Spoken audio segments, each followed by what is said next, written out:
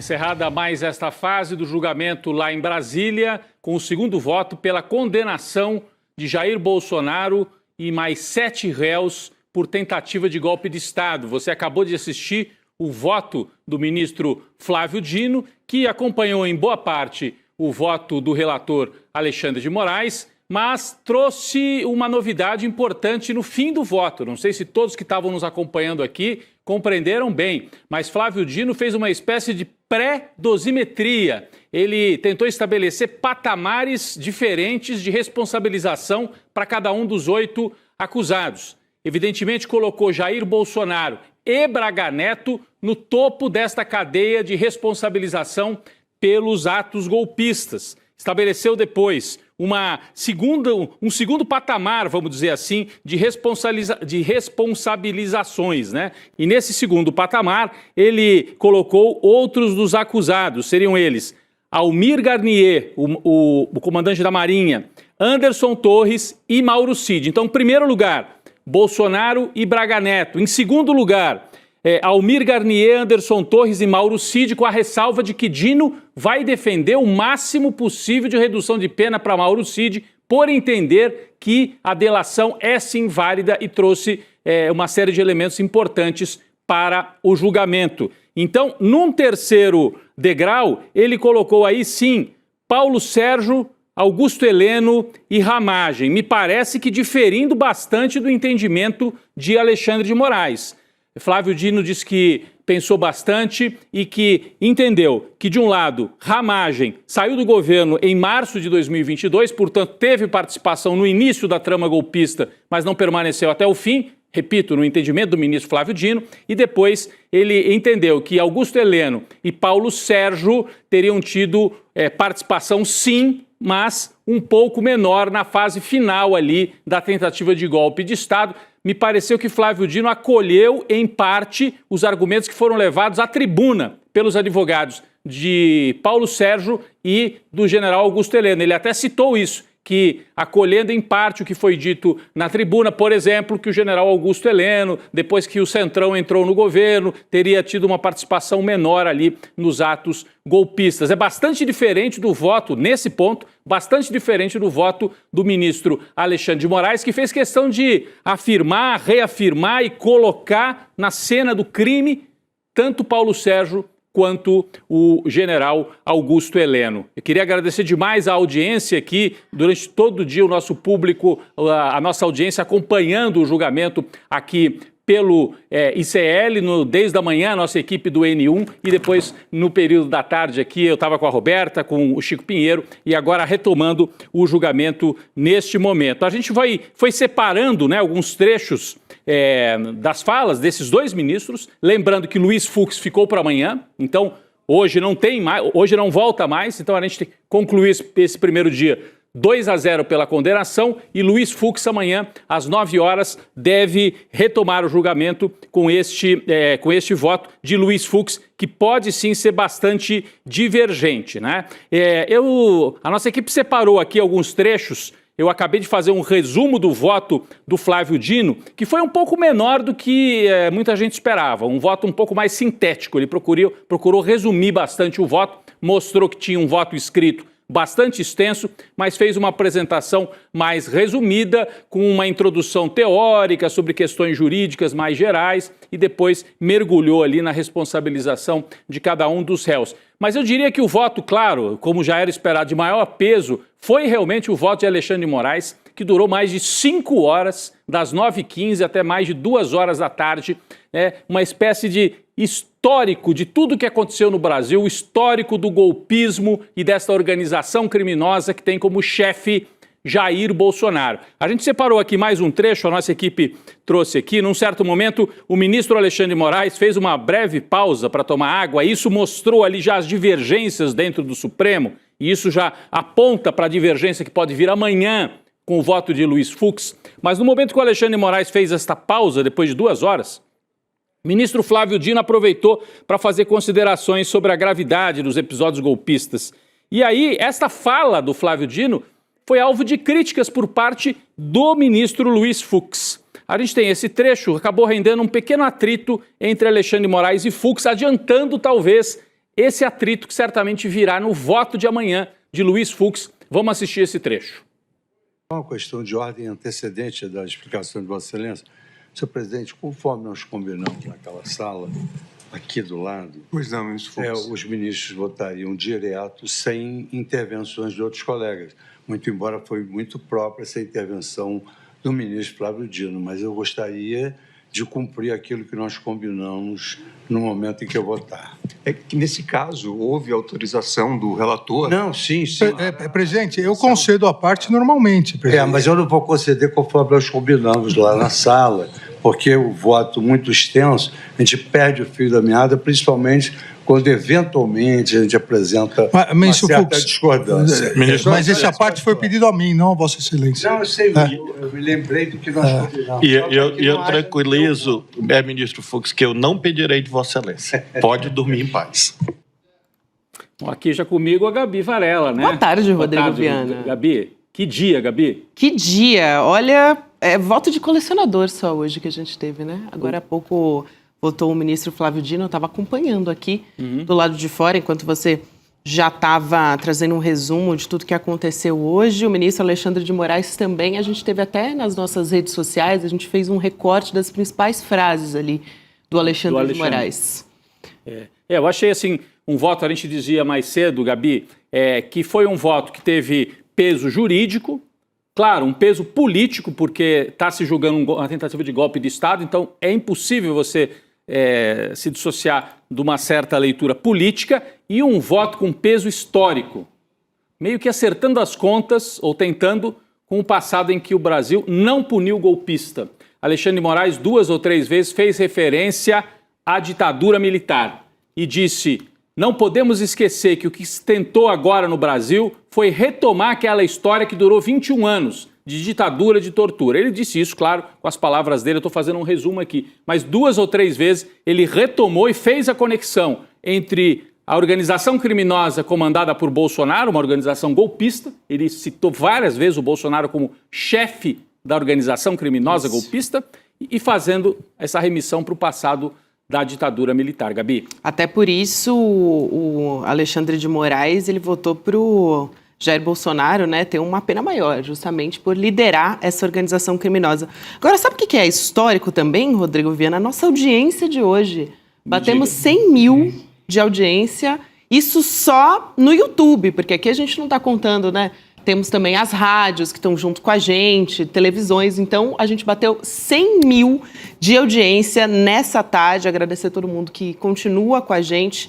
Logo depois do voto do ministro Flávio Dino, a gente está acompanhando aqui na tela também, para quem nos acompanha em vídeo, o N2 especial na liderança, Rodrigo. Olha, parabéns para toda a nossa equipe. Parabéns, né? É uma equipe grande de editores, equipe técnica, produtores trabalhando aqui, vocês não veem. Mas é uma equipe, o ICL cresceu muito, Gabi, de quando eu tô pra cá, de quando eu cheguei para cá, muita gente, e o crescimento está aí nos números também. Se puder colocar de novo, rapidinho, é claro que a notícia é o STF, mas a gente faz questão de registrar ali 100 mil pessoas acompanhando aqui a transmissão do ICL nos vários canais, né? E depois CNN, UOL e a tal da Revista Oeste, que hoje devia estar transmitindo o quê? Jogo de beisebol? Porque eles não devem estar falando... Sabe que eu vim acompanhando? Olha, curioso, né? Eu vim aqui para o ICL, peguei um carro de aplicativo e o motorista estava acompanhando por lá. A Revista Oeste. Eles estavam transmitindo?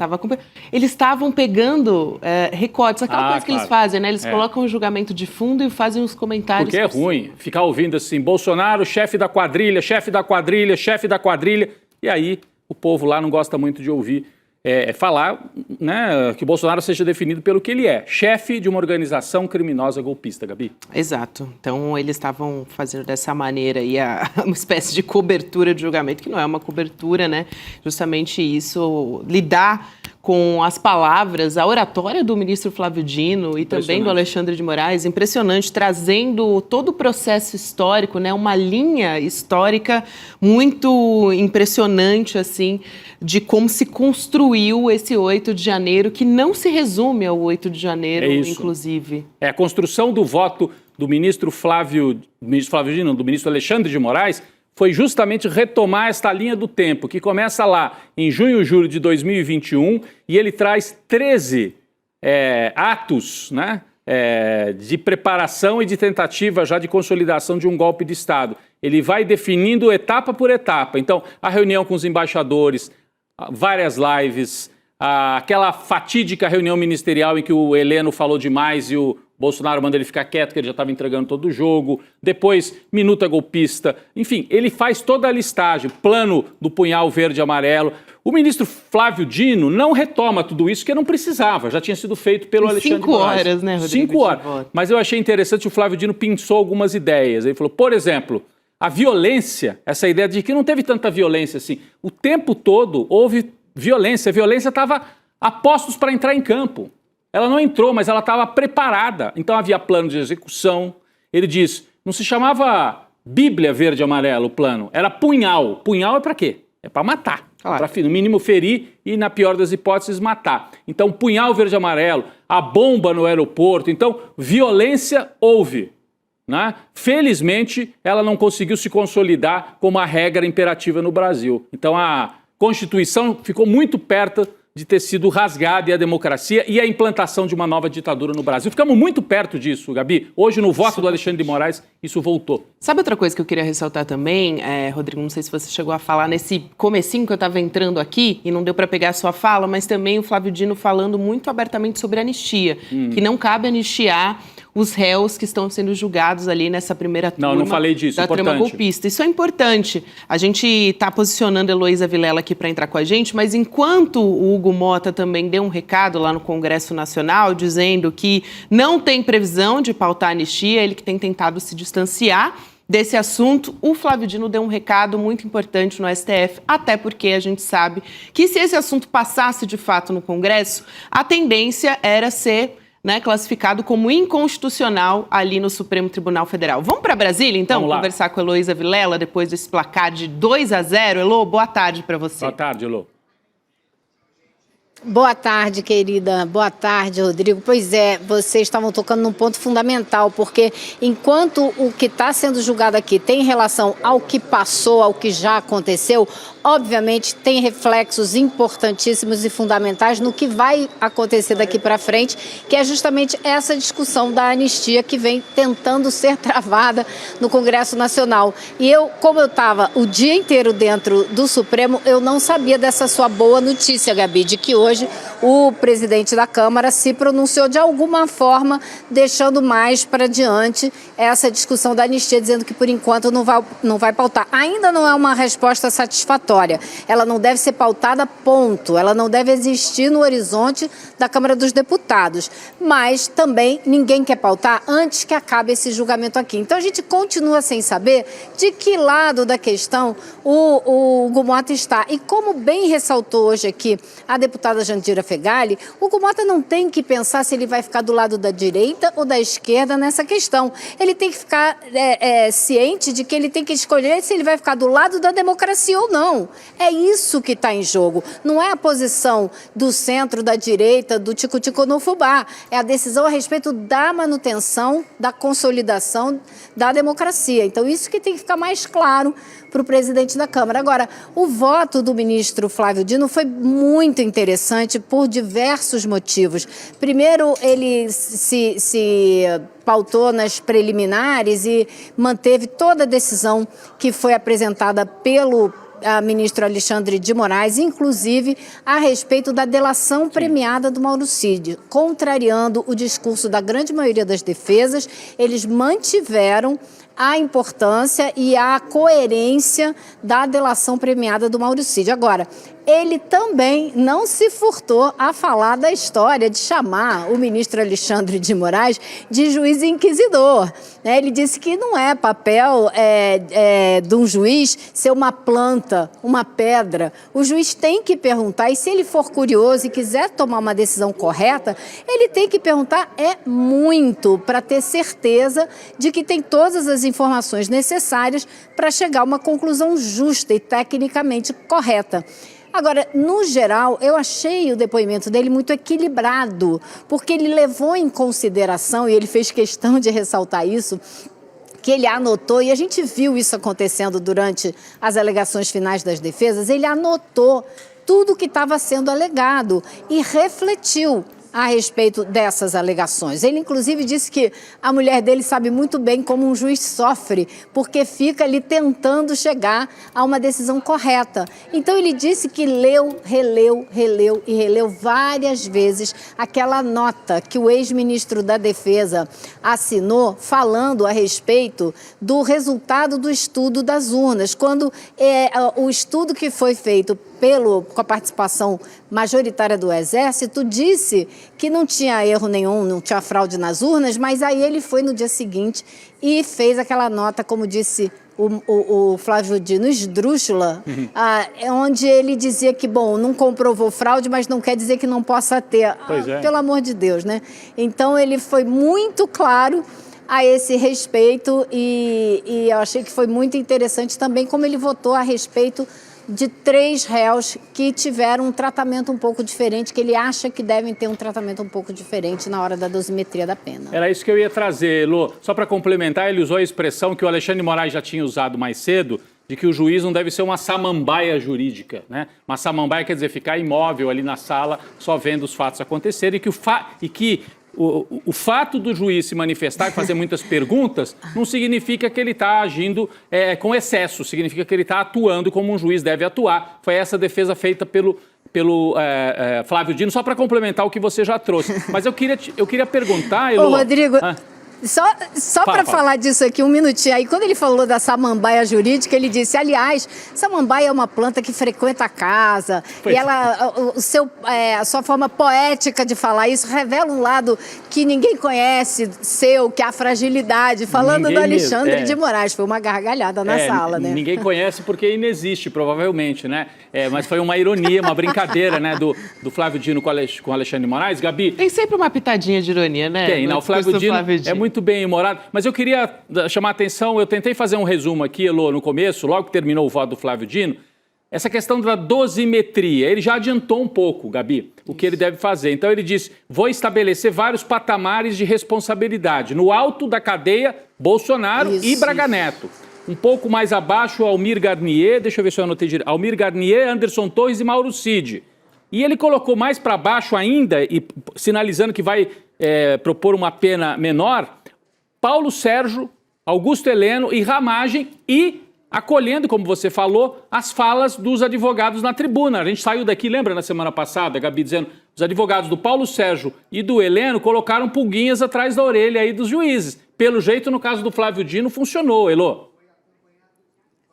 Funcionou. E por quê, né? Primeiro, Ramagem. Ele diz que foi aos autos e não encontrou nenhuma ação do Ramagem depois que ele deixou o governo em março. E essas ações todas se intensificaram no segundo semestre. Então, ele diz que não encontrou ações concretas do Ramagem no segundo semestre. Por isso, ele considera que ele não tem tanta culpa como os demais réus. A mesma coisa para o Heleno. Ele diz que no segundo semestre, o Heleno... Se você vai nas provas, vai nos autos, você não encontra a presença do Heleno. E ele diz, eu não sei se foi pelo que o advogado argumentou, que quando o Bolsonaro se aproximou do Centrão, ele não gostou. E a Dino até brincou, ainda bem que ele não cantou, porque tinha lá uma musiquinha falando de Centrão e ladrão e tal. Então parece que realmente o Heleno era muito contra essa aproximação. E ele acatou não a argumentação do advogado de que o Heleno se afastou do Bolsonaro, mas porque ele não encontrou provas das ações do Heleno no segundo semestre do ano, né, do ano da eleição. E o Paulo Sérgio foi o que deu mais trabalho à alma do ministro Flávio Dino, porque ele ficou visivelmente... Foi, porque ele ficou num conflito mesmo de como tratar. E ele falou muito a respeito do fato da gente ser julgado por um juiz que é um ser humano, que não é um chat GPT e que dá uma sentença matemática. Ele considerou o fato de que realmente mais de uma pessoa mencionou que o Paulo Sérgio tentou dissuadir o Bolsonaro, que ele poderia ter se afastado de vez dessa tentativa de golpe e não se afastou. Por isso, ele continua culpado. Mas como ele demonstrou desconforto, tentou dissuadir o Bolsonaro e tal, isso atenua e diminui a culpabilidade dele aos olhos do ministro Flávio Dino. Vamos ver o que vão dizer os demais ministros. É isso, né, Gabi? Amanhã, 9 da manhã, Luiz Fux. Luiz Fux, muito aguardado também o voto do ministro Luiz Fux, que teve até, você já Essa chamou aqui esse aqui. trecho, né? Que ele teve aquele desentendimento, aquela tretinha, como falou o Rodrigo, com o ministro Alexandre de Moraes. Vamos trazer aqui, a gente está separando alguns recortes, né, alguns trechos, aqui a nossa equipe separou. Tem uma parte que o ministro Flávio Dino está falando que as sustentações orais das defesas, né, dos réus, dos golpistas, se uniram num ponto em comum, que eles não se esforçaram em tratar da materialidade desses fatos, né, sem negar a autoria desses crimes. Ninguém falou, não teve golpe. Exatamente, porque não tem como, né, Rodrigo, a essa altura do campeonato, com essa quantidade de provas, né, que até muitos deles falaram em document dumping, enfim, pela quantidade de provas, mas fato é que está seguindo o rito do processo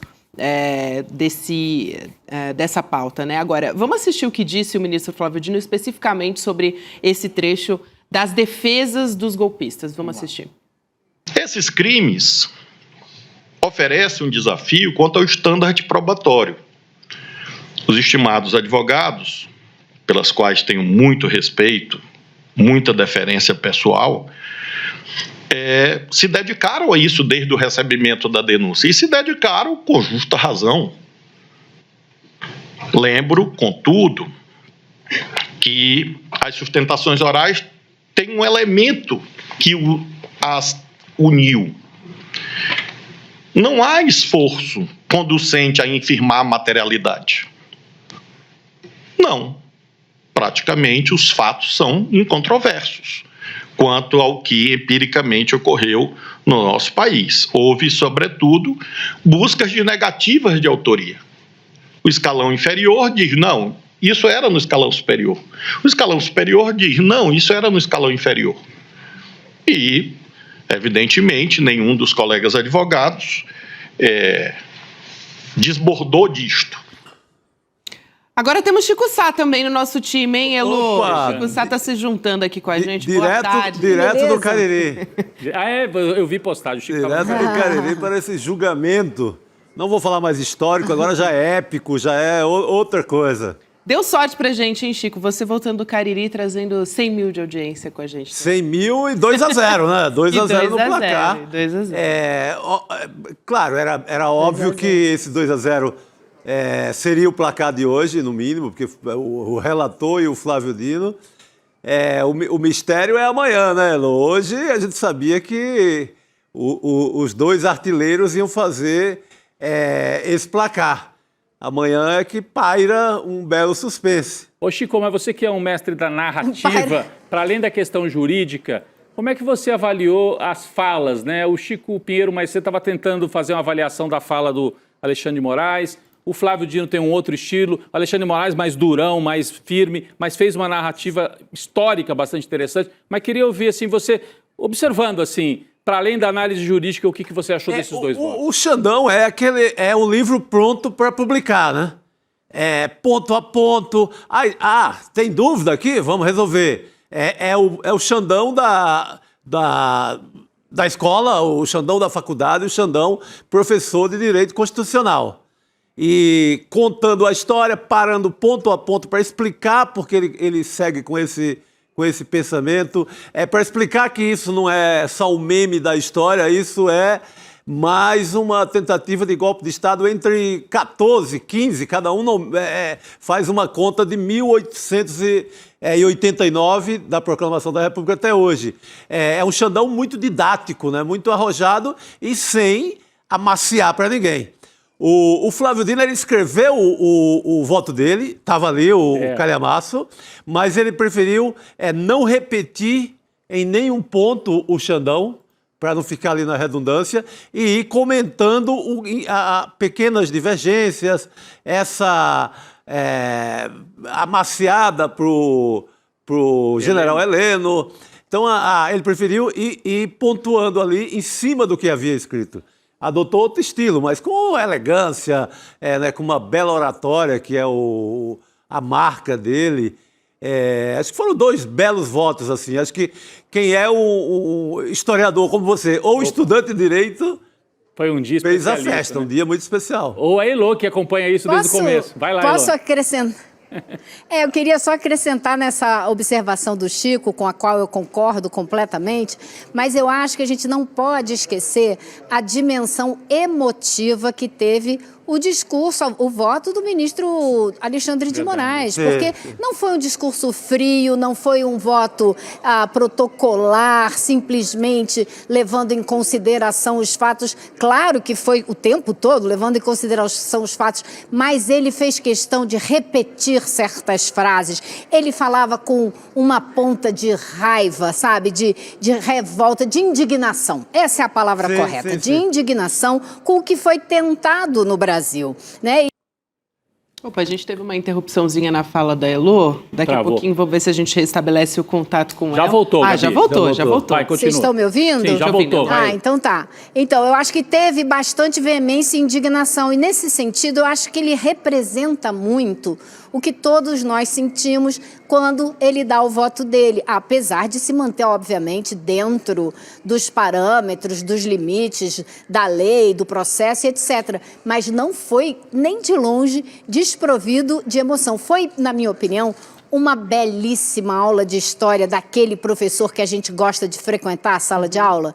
Eu tenho um sobrinho que é advogado, que quando acabou o voto do Alexandre de Moraes, ele imediatamente me mandou um e-mail dizendo: tia, voto histórico. E foi um voto histórico, não há menor... É para ficar nos anais da história, sem dúvida alguma. Agora, eu acho também que foi interessante, um detalhe, mas o ministro Flávio Dino falou daquela história da entrega do dinheiro do Braga Neto para o Mauro Cid.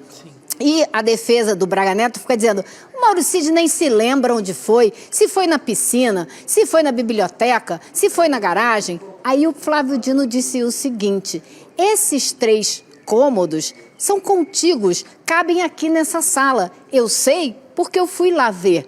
Então, ele se deu ao trabalho de ir lá observar se existe uma distância enorme entre um lugar e outro, a ponto de você invalidar o depoimento do Mauro Cid, porque ele não se lembra de nada. Ele disse: isso realmente não me convenceu. E foi o que ele disse, para também defender a permanência, a manutenção do acordo de delação premiada do Mauro Cid. Eu achei que ele foi, Gabi... Você ia falar, Gabi, desculpa. Não. Eu achei que o Flávio Dino foi até mais enfático na defesa da delação do que o próprio Alexandre de Moraes, né? Sim. Porque ele disse... Passou meio rapidamente pela delação do O Alexandre, Mauro Cid, né? quase que protocolar ali. E já o Flávio Dino já adiantou. Ele falou: eu quero adiantar aqui que na hora da dosimetria eu vou aproveitar ao máximo os benefícios que o Mauro Cid possa ter por ter colaborado com esta ação. Apesar de uma ou outra divergência, ele mudou aqui, acolá, mas ele falou: não dá para dizer que foram várias delações que ele foi mudando, não. Teve pequenos ajustes, etc. Então, olha, olhando assim do ponto de vista geral, a gente percebe, se o Heleno tiver uma pena reduzida, o Mauro Cid reduzida por outro motivo, que é pela delação, sobra lá em cima o Bolsonaro e o Braga Neto, né? Quer dizer, o Jair Bolsonaro vai ficar segurando a brocha do golpe meio que sozinho, com a ajuda do Braga Neto, que já está preso mesmo. Ficam os 2, né, Chico? Eu acho que são os atores principais, estão definidos esses papéis. Agora, eu creio que o Xandão não perdeu muito tempo com o Mauro Cid, porque para ele são favas contadas. Ele é delator, ponto. É delator e ponto. Ele não quis nem dar moral para a defesa, para a tentativa de derrubar o Mauro Cid da condição de delator. Exato. Porque o Xandão voltava lá para o Mauro Cid, quando não estava satisfeito, convocava de novo, tinha presença do Ministério Público, consertava um ponto aqui, o Mauro Cid recontava a história, ele foi paciente ali, ponto a ponto, ele não vê motivo nenhum para sequer pensar em derrubar essa delação. E o que ficou muito forte também no voto do Xandão é que as defesas ficaram no blá blá blá, ninguém foi em busca de nada consistente para defender os seus réus. Ninguém acrescentou uma linha. Exato. Confiaram na retórica, na garganta, porque alguns são advogados de grife, ninguém trouxe nada. não trouxe meio papel, não trouxe nada. Não acrescentaram uma impressão digital, nada, não trouxeram. E o Xandão diz isso, às vezes mais direto e às vezes nas entrelinhas. Faltou cuidado com uma defesa técnica. Ele disse, por exemplo, que a defesa ficou reclamando, Exatamente. Elô. Vou passar, né, Gabi? Vamos passar aqui para a Elô. A não ser Isso. que a Gabi quer trazer algum... Não, a Elô, vou deixar a Elô arrematar a história, porque daqui a pouquinho a gente vai liberar a Elô e ouvir a nossa equipe também que está lá em Brasília. Eu tô vendo que a Elô quer comentar a respeito Então, disso que o só- Chico estava observando. Vamos lá, Vai vamos Só vou pontuar duas coisas. Uma foi exatamente essa história, porque o ministro Alexandre de Moraes deixou claro isso. Não trouxeram novas provas e ficaram anotando quantas perguntas eu fiz, se foram 100, se foram 200, se foram 40. É essa a defesa, sabe? Ele foi bem crítico ao advogado do Augusto Heleno, o milanês. Agora, outra coisa, só porque, já que amanhã é o voto do Fux, eu queria só destacar uma coisa. O ministro Flávio Dino, quando ele começou a falar a respeito desse julgamento, do processo que está em curso na Câmara de tentar uma anistia e tal, ele trouxe votos de outros ministros em outras ações, para mostrar que já existe uma coisa estabelecida no Supremo a respeito de anistia.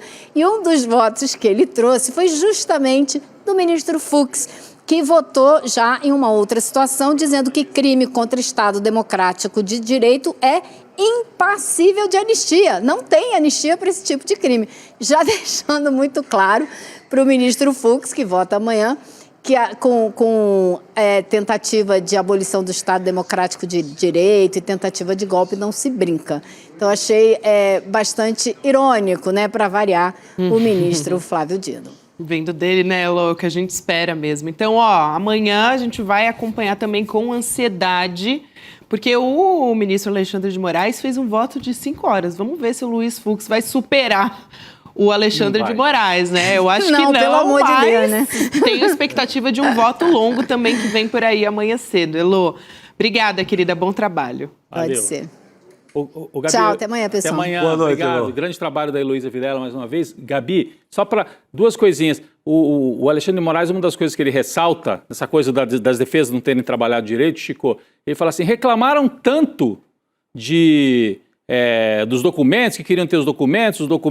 Cadê? Eles não leram documentos extras. Não. E não trouxeram, não colaram nada. Ele falou, cadê os documentos? A defesa não acrescentou nada. O Alexandre de Moraes fez realmente esta cobrança. E em relação ao humor do Flávio Dino, Gabi, teve um momento bem no final do voto do Flávio Dino que eles estavam falando sobre os ataques, inclusive internacionais, né, que vem contra o Supremo Tribunal Federal e tal. Aí ele falou desse pessoal aí que fica querendo trabalhar junto com o Mickey Mouse. E aí o Flávio Dino falou, eu acho que é mais o Pateta. Tem um ali que é o Pateta, que aparece muito esse Pateta atacando o Brasil. Uma referência, a gente sabe quem, né? Ao Dudu, né? Ao Eduardo Bolsonaro. Exatamente. Agora, eu acho que não há, eu falei do suspense em relação ao Fux, eu acho que o voto é pela condenação. É pela condenação. O que vai ser um voto diferente dos outros é o tamanho da pena, eu acho que nem a delação ele vai tentar derrubar, mas vai ser diminuir o tamanho da pena. Mas vai votar com o Supremo. Esse é um julgamento do Supremo, não é de uma turma. Há um sentimento assim que vem desde 2018 da campanha do Bolsonaro. E depois, desde o dia que ele toma posse, é uma instituição sob ataque pesado de todo o governo Bolsonaro. Todos os dias foi atacado, o Supremo foi atacado pelo governo Bolsonaro. Então, essa vai ser uma decisão do STF. Não será uma decisão do Alexandre de Moraes, nem do Flávio Dino. Também o Fux votará pela condenação. A diferença é que o Fux é o inventor dessa coisa que depois contaminou um pouco a imprensa conservadora, chamada bolsonarismo moderado. Quem inventou o bolsonarismo moderado foi o Luiz Fux, ao acreditar que a política de Brasília domaria o Bolsonaro e o tornaria um presidente dentro de uma certa legalidade ou dentro de uma certa normalidade democrática. O Fux é quem prega isso dentro do Supremo, é quem prega isso nas suas entrevistas em Brasília. E o que se viu, e o próprio Fux é testemunha disso, é que o Bolsonaro não é administrável. O Bolsonaro não é um ser institucional. Ele é um ser nascido, vocacionado para o crime, para a desobediência permanente, no caso, a desobediência ao STF. Muito bem. Chico, eu queria aproveitar aqui a sua fala para trazer uma estreia que a gente vai ter nessa semana, que é a primeira revista do ICL Notícias. A gente falou sobre isso naquele anúncio, né, naquele pacote que o Edu Moreira trouxe de novidades que a gente ia ter. E está chegando agora uma dessas novidades. Eterno, né? Exatamente. Quinta-feira, 8 horas da manhã. Então, no comecinho do ICL Notícias primeira edição, a gente traz essa estreia, o lançamento oficial da revista do ICL, para ficar por dentro de todos os detalhes dessa nossa nova fase de jornalismo. Eu sei que vão ter artigos aí, bem interessantes. Tem uns artigos. De toda a nossa equipe. Enfim, vai ter muita reportagem daqui para frente. Então, acompanha com a gente. E você pode também receber os spoilers dessas novidades todas, dessas nossas estreias em icl.com.br/grupo. Quinta-feira, 8 horas da manhã, em ponto. Você confere tudo isso. Mais novidade que vem por aí, né? Muito bom, muito bom. Eu sei de um bocado de coisa, vocês podem contar. É bom pra gente comemorar aqui também os 100 mil de audiência. Mas a revista é muito legal. O Chico fez uma escalação ali de artigos incríveis. É isso aí. E vai ser, vou só um pequeno segredo, a revista acho que vai tentar demarcar assim o Brasil entre o que foi essa conversa toda que a gente gasta todo dia aqui falando 10 horas do Bolsonaro e o que vem agora. Mudaremos de assunto? Essa é uma das boas perguntas da revista. Boa pergunta, Chico. E a gente vai voltar a Brasília também, porque a gente estava fazendo algumas observações sobre esse placar de 2-0 que a gente teve na primeira turma do STF. Já tem algumas coisas que deu para observar, como, por exemplo, parece que a pena do Bolsonaro vai ser mais pesada do que a dos demais ali do núcleo crucial. Vamos chamar a Juliana Dalpiva para trazer também novidades para a gente ali diretamente de Brasília. Ju, boa noite. Boa noite. Boa noite, Gabi. Boa noite, Chico. Boa noite, Rodrigo. Boa noite para a nossa comunidade que deu essa audiência histórica para a gente hoje. E eu estou aqui com um monte de notícia e bastidor para fazer jus a essa audiência de mais de 100 mil pessoas. Muito feliz aqui de compartilhar esse momento com vocês. Boa, Ju. Já quero saber desses bastidores e quero aproveitar, a gente está separando aqui alguns trechos, né, alguns recortes dessas falas que foram bastante emblemáticas, tanto do Alexandre de Moraes quanto do Flávio Dino. O Alexandre de Moraes, a gente chamava a atenção agora sobre esse destaque que dá para o Jair Bolsonaro, né? Ele também condenou o Bolsonaro ao crime de liderar uma organização criminosa. Esse patamar, né, colocando o Jair Bolsonaro como principal, como o chefe desse núcleo, é importantíssimo. O Alexandre Ramagem, por outro lado, ele foi condenado pela prática das condutas de organização criminosa armada. Então, deve ser uma pena menor, né? Tentativa de abolição violenta do Estado Democrático de Direito e golpe de Estado. E a condenação do Ramagem por dano qualificado ao patrimônio da União e deterioração do patrimônio tombado foi suspensa por uma resolução da Câmara dos Deputados. Então, para a gente entender um pouco melhor essa questão das dosimetrias de pena, eu acho que vale a pena a gente trazer esse trecho e voltar aqui para a nossa discussão. Vamos lá.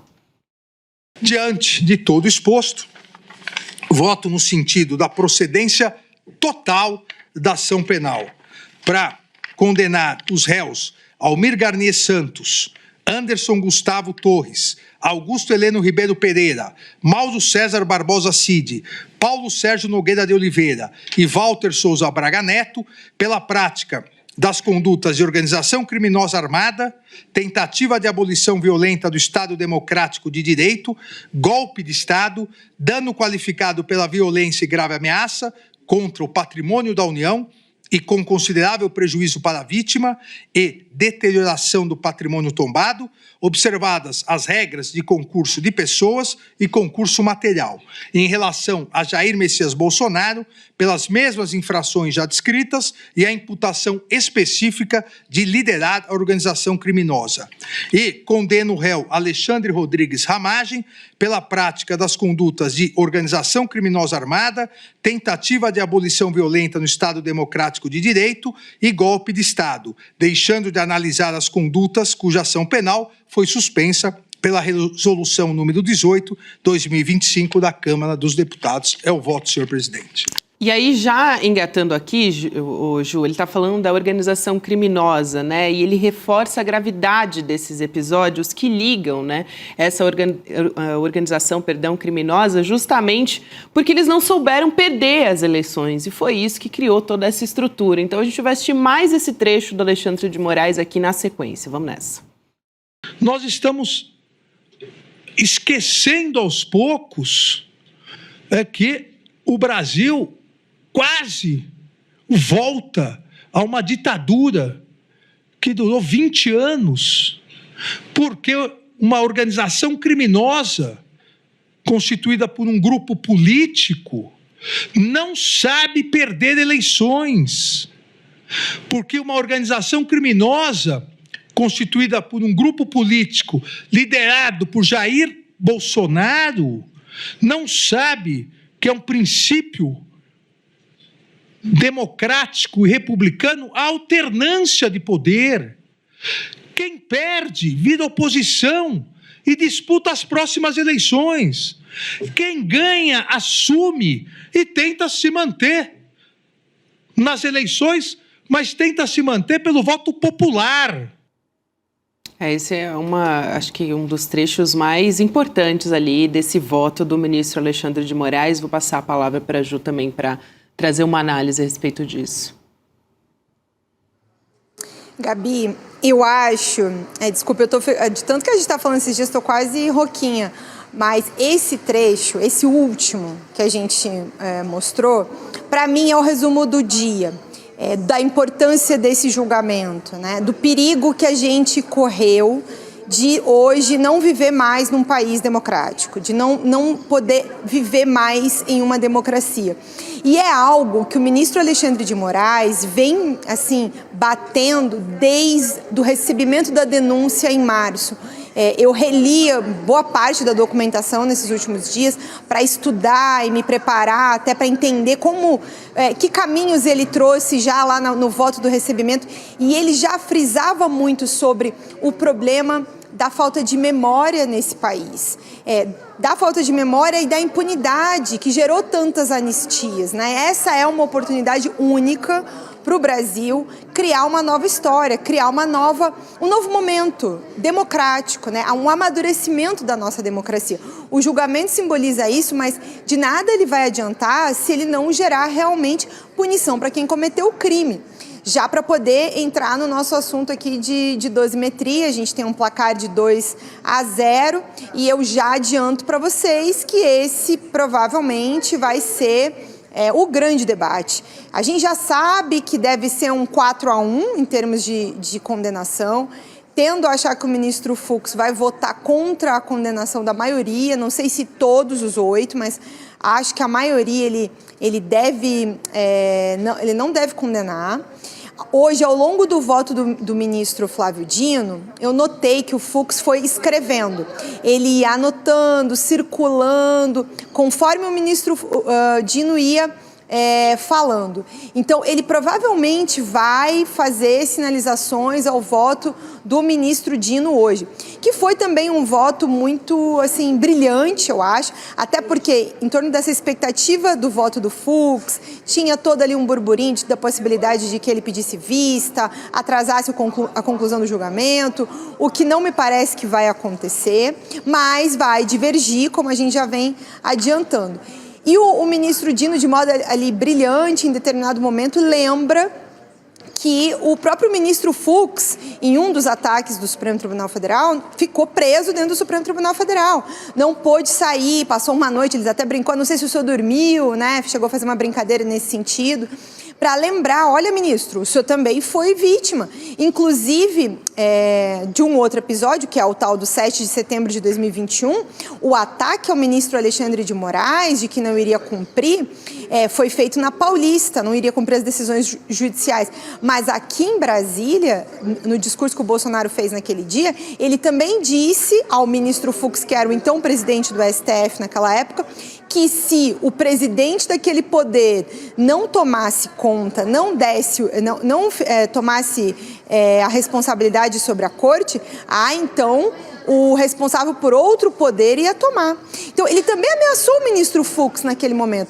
Não é possível que o ministro não se recorde. Agora, como está a cabeça do ministro, a agenda do ministro em torno desse tema, a gente vê que ele está muito sensível à argumentação dos réus, embora tenha aí todos esses caminhões de provas que a gente vem falando nas últimas semanas, sobretudo.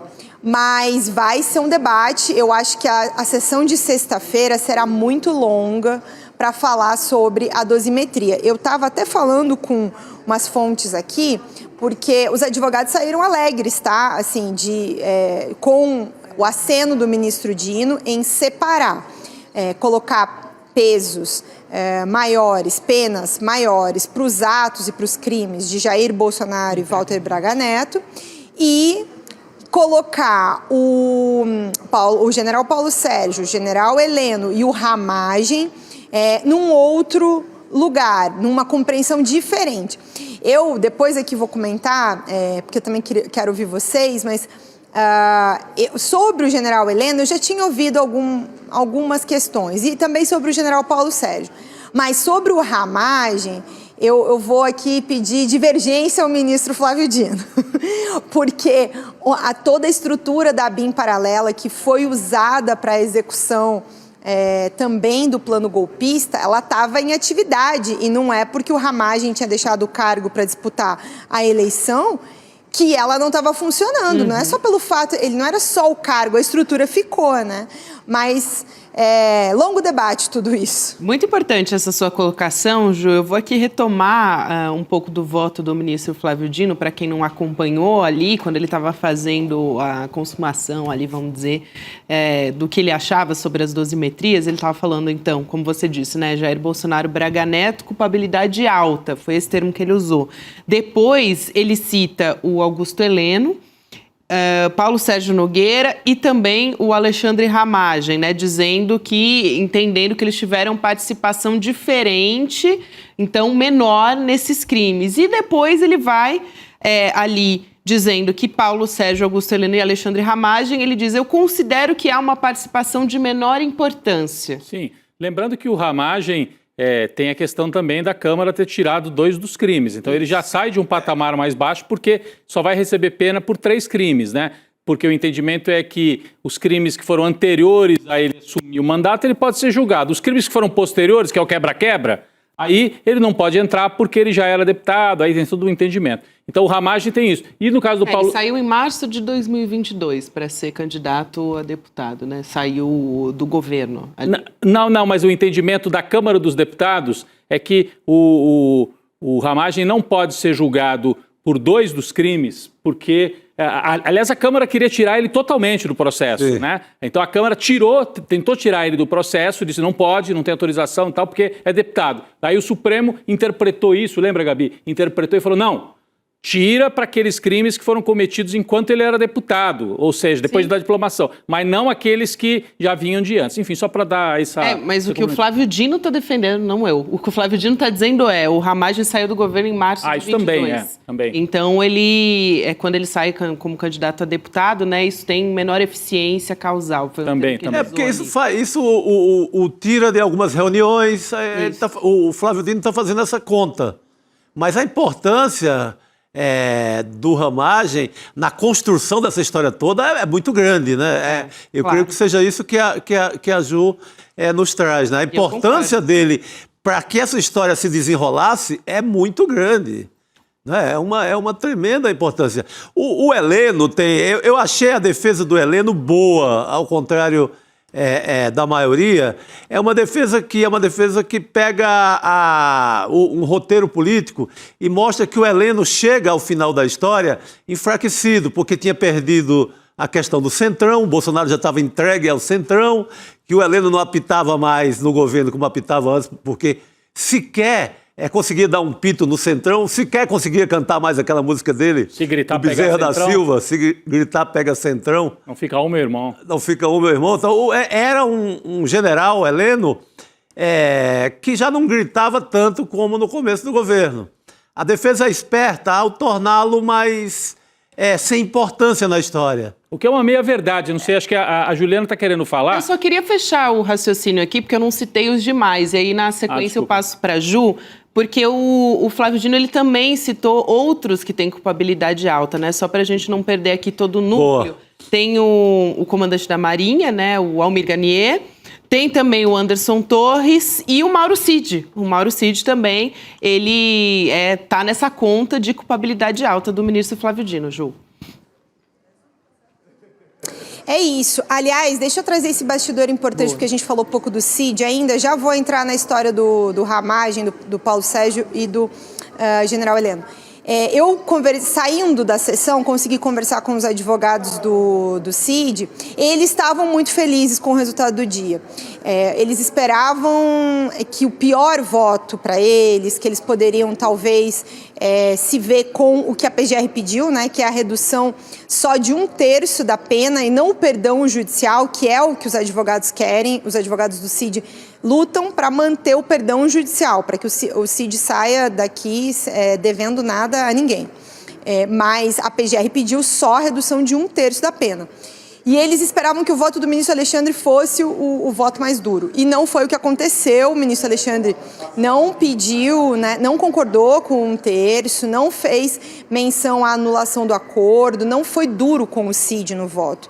O que faz com que até os outros ministros que tendem a concordar com ele na maior parte dos pontos do voto também sigam essa mesma situação. Enfrentar o relator nesse caso foi um pouco o burburinho do almoço aí que eu ouvi descendo lá da sala da primeira turma para o restaurante ali com os assessores dos ministros. E aí acham que a chance do Cid escapar cresceu.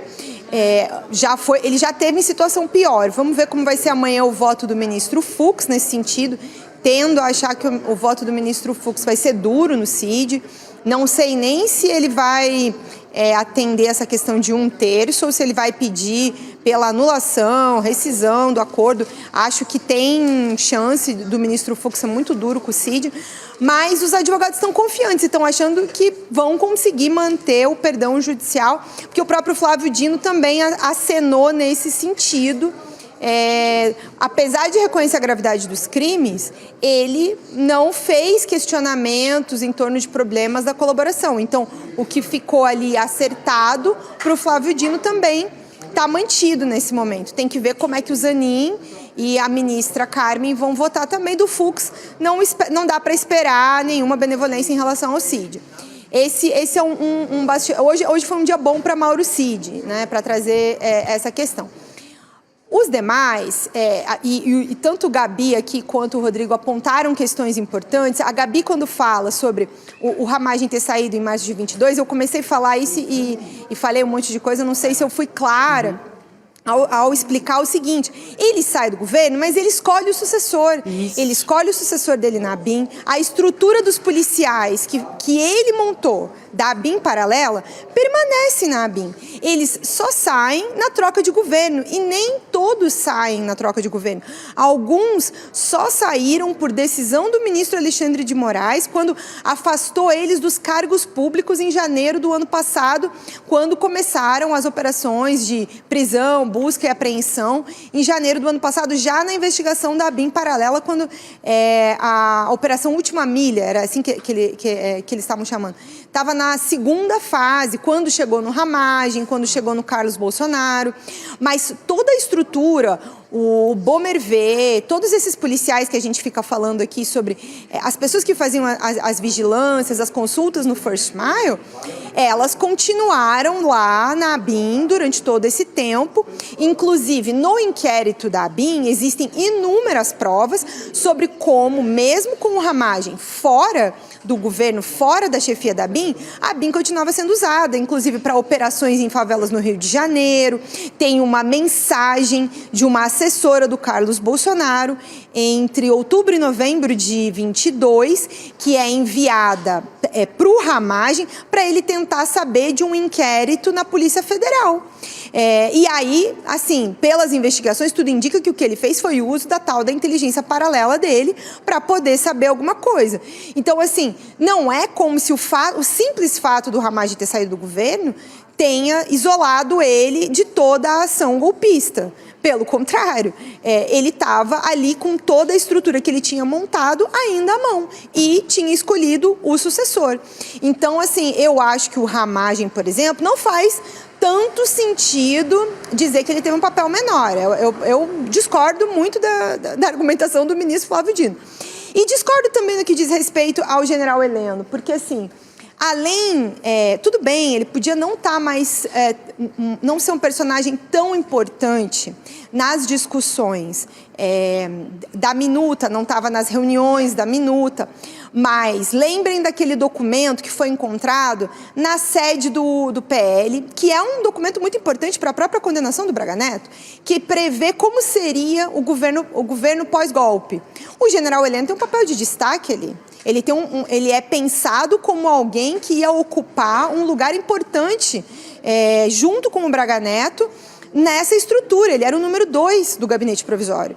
Então, assim, simplesmente esse discurso de que estava afastado, para não esquecer também de quando o brigadeiro Batista Júnior chamou o general Heleno para conversar, contou que tinha, lá em Pirassununga, em dezembro de 2022, se não me engano, no dia 8 de dezembro de 22, ele conta que está sendo pressionado, porque o general pede uma carona, e conta que o general Heleno conta que está indo encontrar o Bolsonaro nesses dias das discussões golpistas, e o próprio brigadeiro conta ao general Heleno que estava sendo pressionado em torno de uma minuta com medidas para impedir que o presidente eleito assumisse. Então, não é como se o general Heleno também, assim, entrou de gaiato ali nessa história. Não é por aí. Então, assim, entendo que o voto do ministro Dino é estratégico. Ele quer dar algum benefício de dúvida para as intenções das Forças Armadas, um aceno quase às Forças Armadas. Em determinado momento ele faz um aceno também, ele diz, não são as Forças Armadas que estão aqui em julgamento, que é também algo que o ministro Alexandre de Moraes falou. Mas, não, do ponto de vista prático, fático, jurídico, do que foi apresentado nos autos, não me parece que seja justo, já que esse é um processo criminal, colocá-los num patamar tão menor assim. Claro que do líder da organização criminosa, que é o caso do Bolsonaro, é uma situação. Mas em relação aos demais, não sei se é justo colocá-los tão abaixo. Uma informação que eu recebi aqui de pessoas ali da investigação é que essa menção do Dino pode reduzir a pena de 1/3 a 1/6. Mas aí vai para a discussão técnica, né? Eu já comentei isso aqui algumas vezes, tem gente mais qualificada do que eu para falar, né? Advogados, para explicar essa questão da dosimetria. Mas a pena começa a ser contada de baixo, da menor pena possível, não da maior, né? Então, é por aí que, ao discutir se vai dar 1/3 ou 1/6, contando que começa do mínimo, tem gente que pode acabar pegando até um regime aberto. Não vai nem vai pegar semi-aberto ou regime fechado. Então, é por isso que essas discussões são bem importantes e amanhã vai ser um dia muito decisivo ao ouvir o voto do ministro Fux, que vai divergir, acho que de grande parte do que o ministro Alexandre de Moraes apontou hoje e também do ministro Flávio Dino.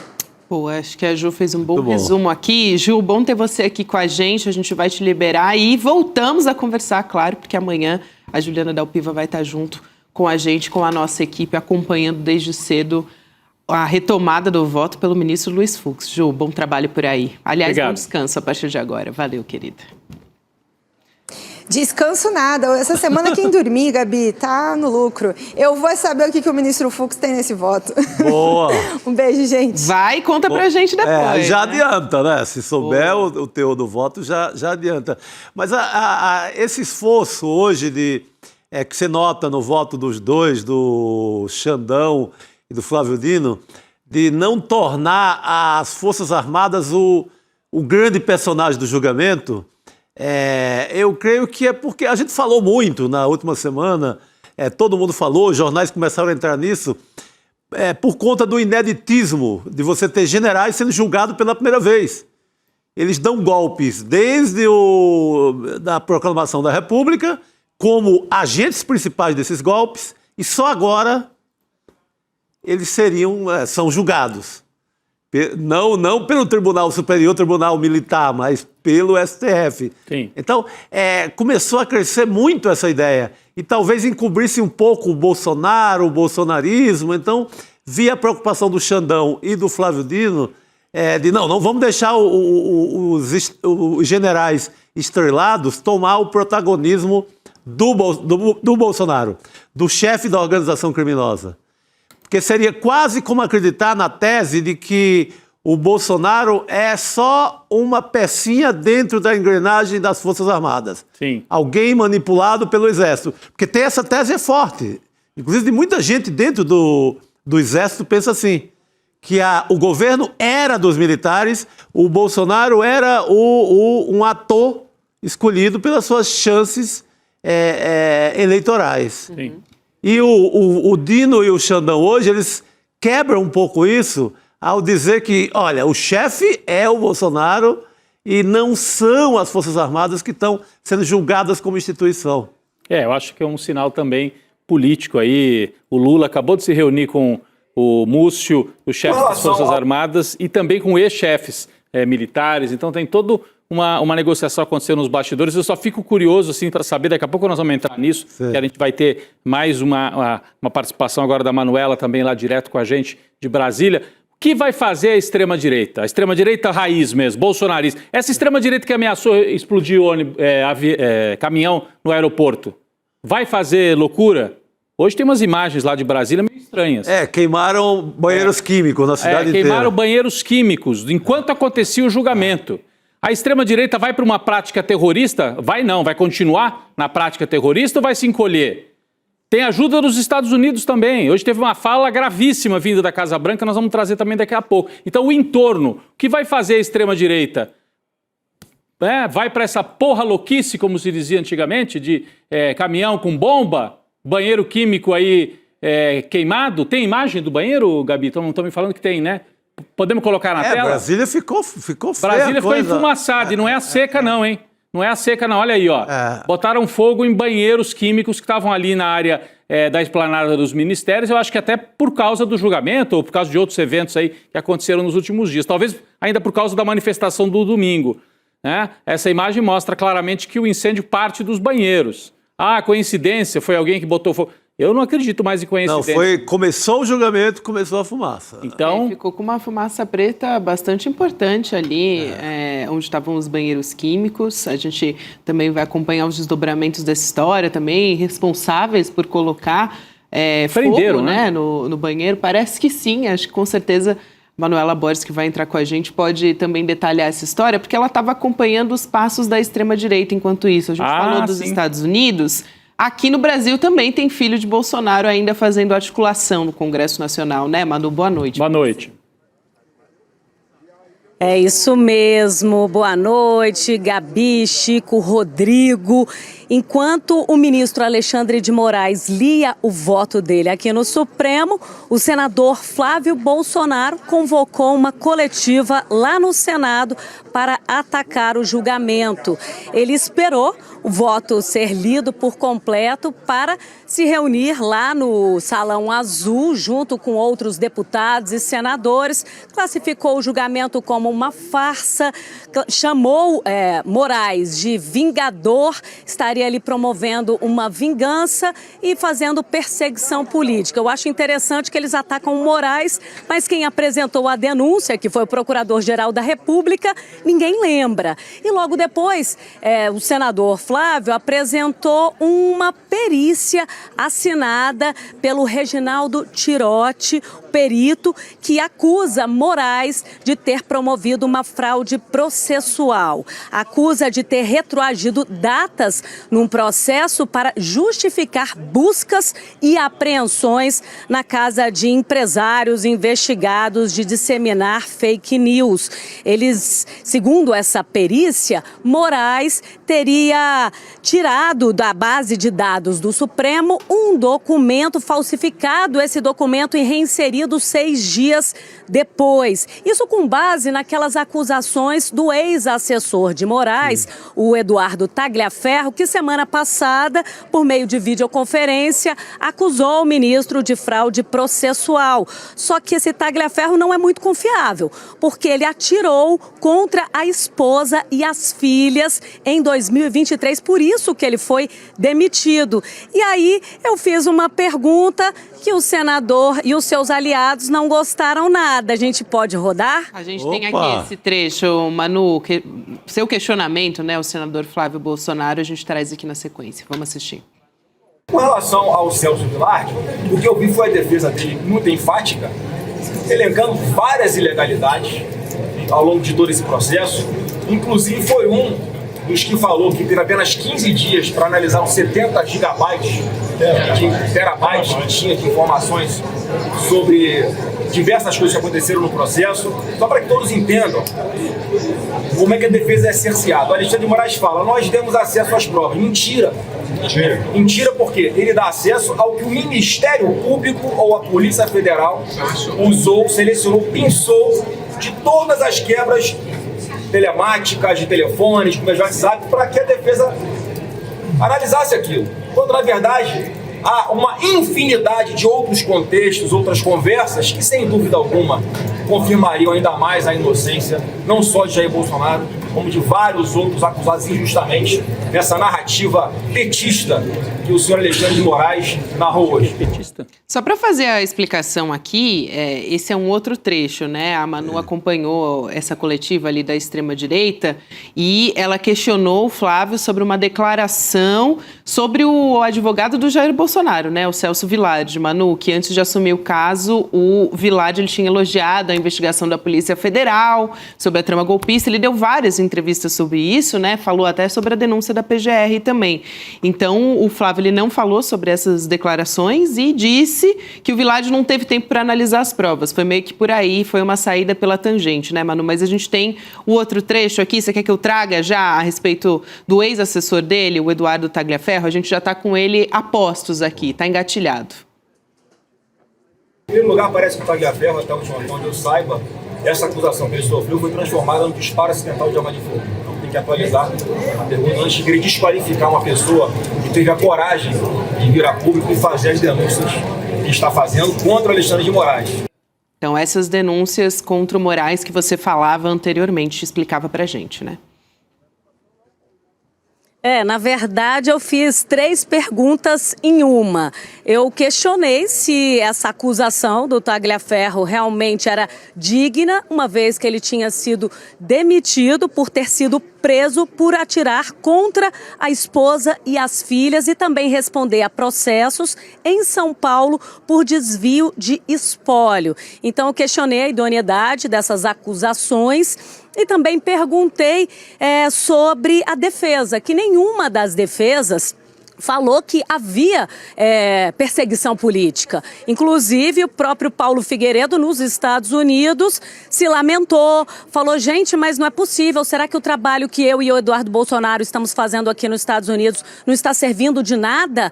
Porque aqui o que a gente vende é que existe uma caça às bruxas, que os políticos estão sofrendo uma ditadura, que há essa perseguição política e nenhuma das defesas sustentou isso no Supremo Tribunal Federal. E a terceira pergunta foi com relação ao doutor Celso Vilardi, advogado de Bolsonaro, que está levando aí 8 milhões para defender o ex-presidente, que está viralizando esses vídeos que ele gravou antes da contratação, que ele diz com todas as palavras que o relatório da Polícia Federal é idôneo, é robusto e que sim, o ex-presidente tentou dar um golpe de Estado. E aí eu até enfatizo palavras do doutor Celso Vilardi. E os senhores se arrependeram de tê-lo contratado?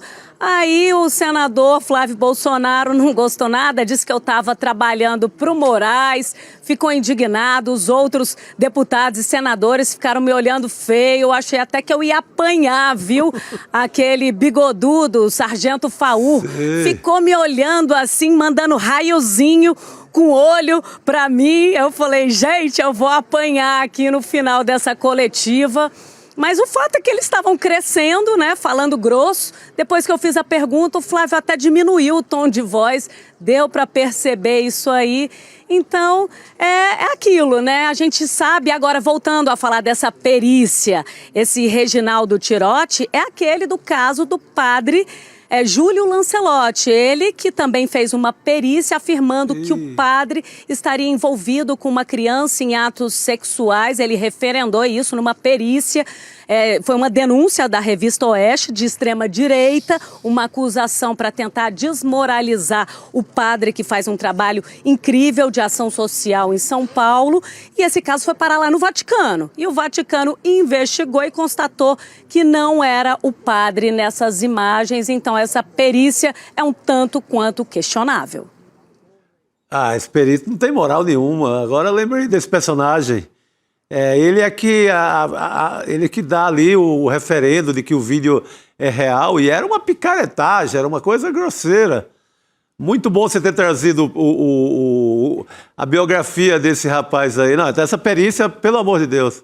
E também é importante, e a Manu traz esse termômetro pra gente, saber como é que a extrema-direita está se articulando, né? Enquanto a gente tem o Eduardo Bolsonaro lá nos Estados Unidos tentando articular novas sanções, provavelmente depois do julgamento a expectativa é essa, de algum tipo de sanção, talvez a um outro ministro, eventualmente, enfim, algum político. Mas aqui no Brasil a gente tem essa articulação por parte do Flávio Bolsonaro, né? E trazendo essas histórias, a gente sabe que é uma especialidade tentar deturpar a realidade ou trazer fake news de alguma maneira para tentar desqualificar o que está sendo discutido. Eles vão ter que alimentar, né? Alimentar o que a gente conhece popularmente como gado. Ou seja, a base bolsonarista ela tem que ficar mobilizada, senão vai pro buraco de vez. Esse julgamento teremos a semana inteira, né, de voto a voto, os votos muito fortes, muito contundentes. Então eles vão ter que criar um evento paralelo como esse de hoje todo dia.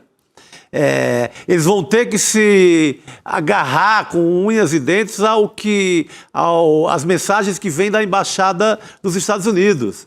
Eles vão ter que criar a partir disso uma história, uma narrativa, como eles dizem, para tentar enfrentar, porque vai ser uma semana de um massacre da lei contra o bolsonarismo. A semana vai ser muito forte, teremos sessões até o voto final, até passar a régua na sexta-feira e você ter ali quanto cada um vai pagar de prisão, seja domiciliar, ou seja papuda. É uma semana assim, uma pancada como eles nunca levaram na vida. Verdade. Sim, e todo o discurso, né, da extrema-direita sempre foi um discurso da ordem, né, o discurso de que bandido bom é bandido morto, é o que eles dizem, né? Então, contra a bandidagem. E agora como é que fica com o rótulo de chefe dos bandidos para o Jair Bolsonaro? ele ganha esse rótulo, né? Ele é chefe de uma organização criminosa. Um rótulo não, uma condenação que está muito perto de ser definitiva. Já tem 2 votos entendendo que o Jair Bolsonaro é o chefe de uma organização criminosa que tentou subverter não apenas uma lei penal, mas a Constituição, a democracia, todas as leis na prática. Então, é um bandido. Então, o discurso deles entra numa espécie de convulsão, é um momento de convulsão para a extrema-direita, e nesses momentos eles ficam mais perigosos. Foi isso que aconteceu ali na véspera, quando eles perdem a eleição para o Lula. Eles tinham tanta certeza, e o Lula não sobe a rampa, e aí subiu.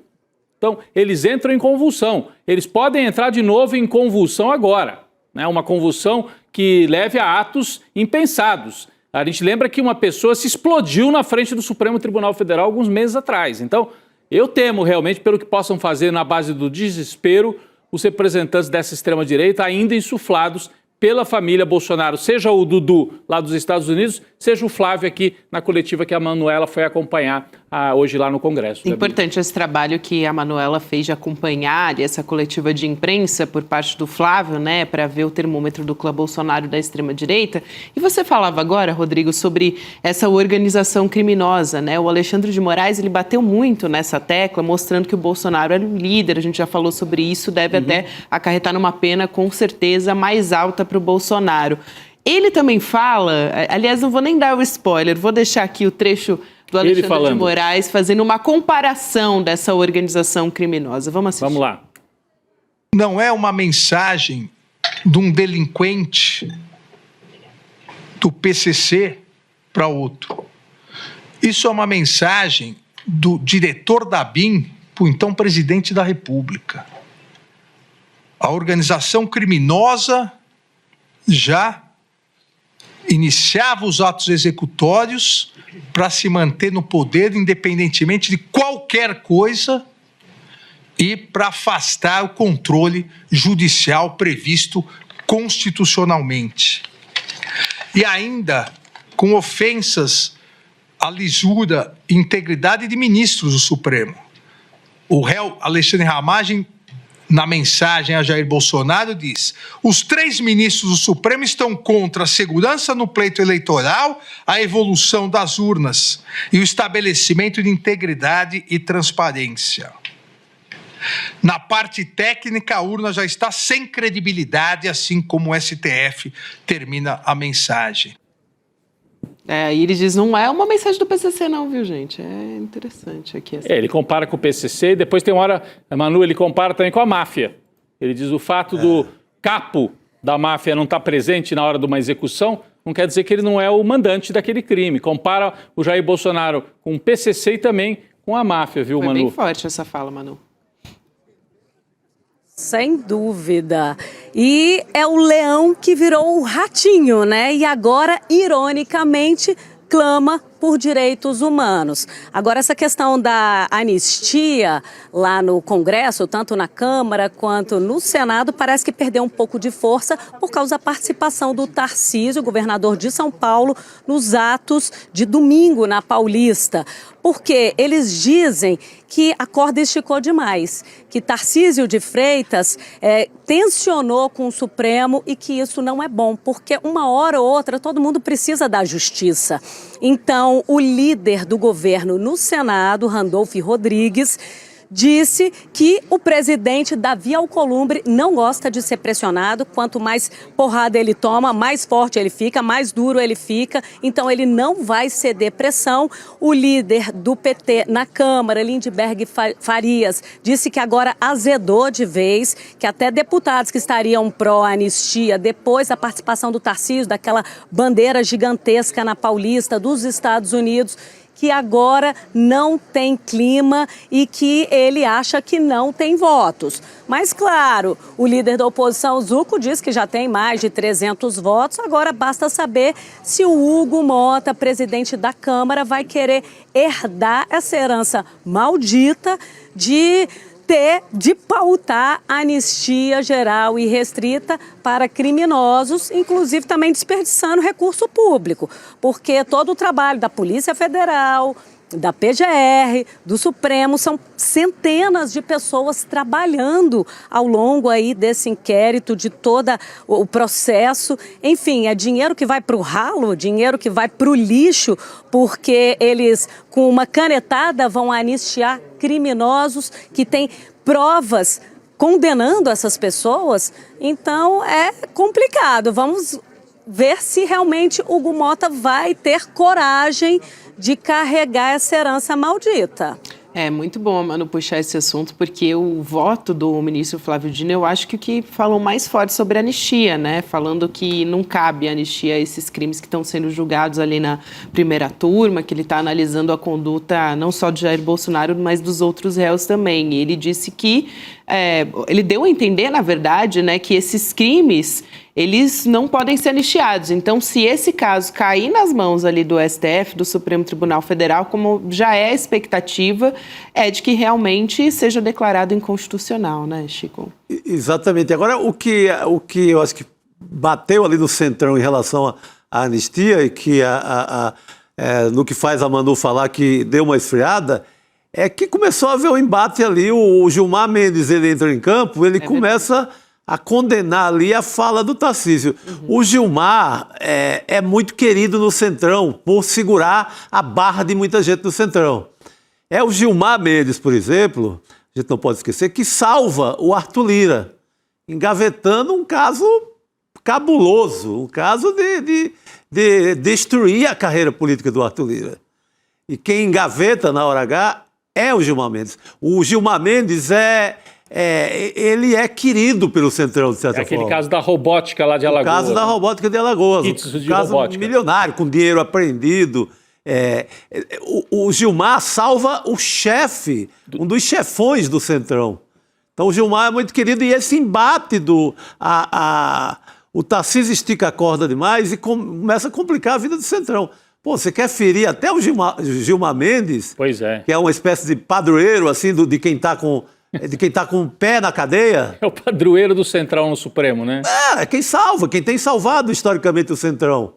Muita gente, muitos parlamentares não foram para a cadeia por conta do Gilmar. Aí o Tarcísio vai, não sei se por falta de habilidade política ou um cálculo de colar mesmo do bolsonarismo mais radical, faz esse ataque, o Gilmar responde, isso esfria geral no Centrão. Isso é muito bom, né? Essa avaliação do Chico é muito boa, até também dá para entender porque o Hugo Motta fala com mais tranquilidade de que não tem previsão de pautar a anistia, né? Porque ele estava fugindo do assunto, o Hugo Motta não queria pautar, mas estava sendo pressionado ali pelos bolsonaristas que queriam entrar com a discussão da anistia. O Hugo Motta agora, nesse mesmo dia que está esfriando tudo, ele fala, não tem nem previsão de pauta, nem de relator também. Ô, Gabi, e aí num dia como hoje, em que o Alexandre de Moraes, no voto dele, só para retomar, você se não acompanhou o voto pela manhã, o Alexandre de Moraes, ele retoma, ele chama de sequência de atos executórios, ele narra 13 desses atos.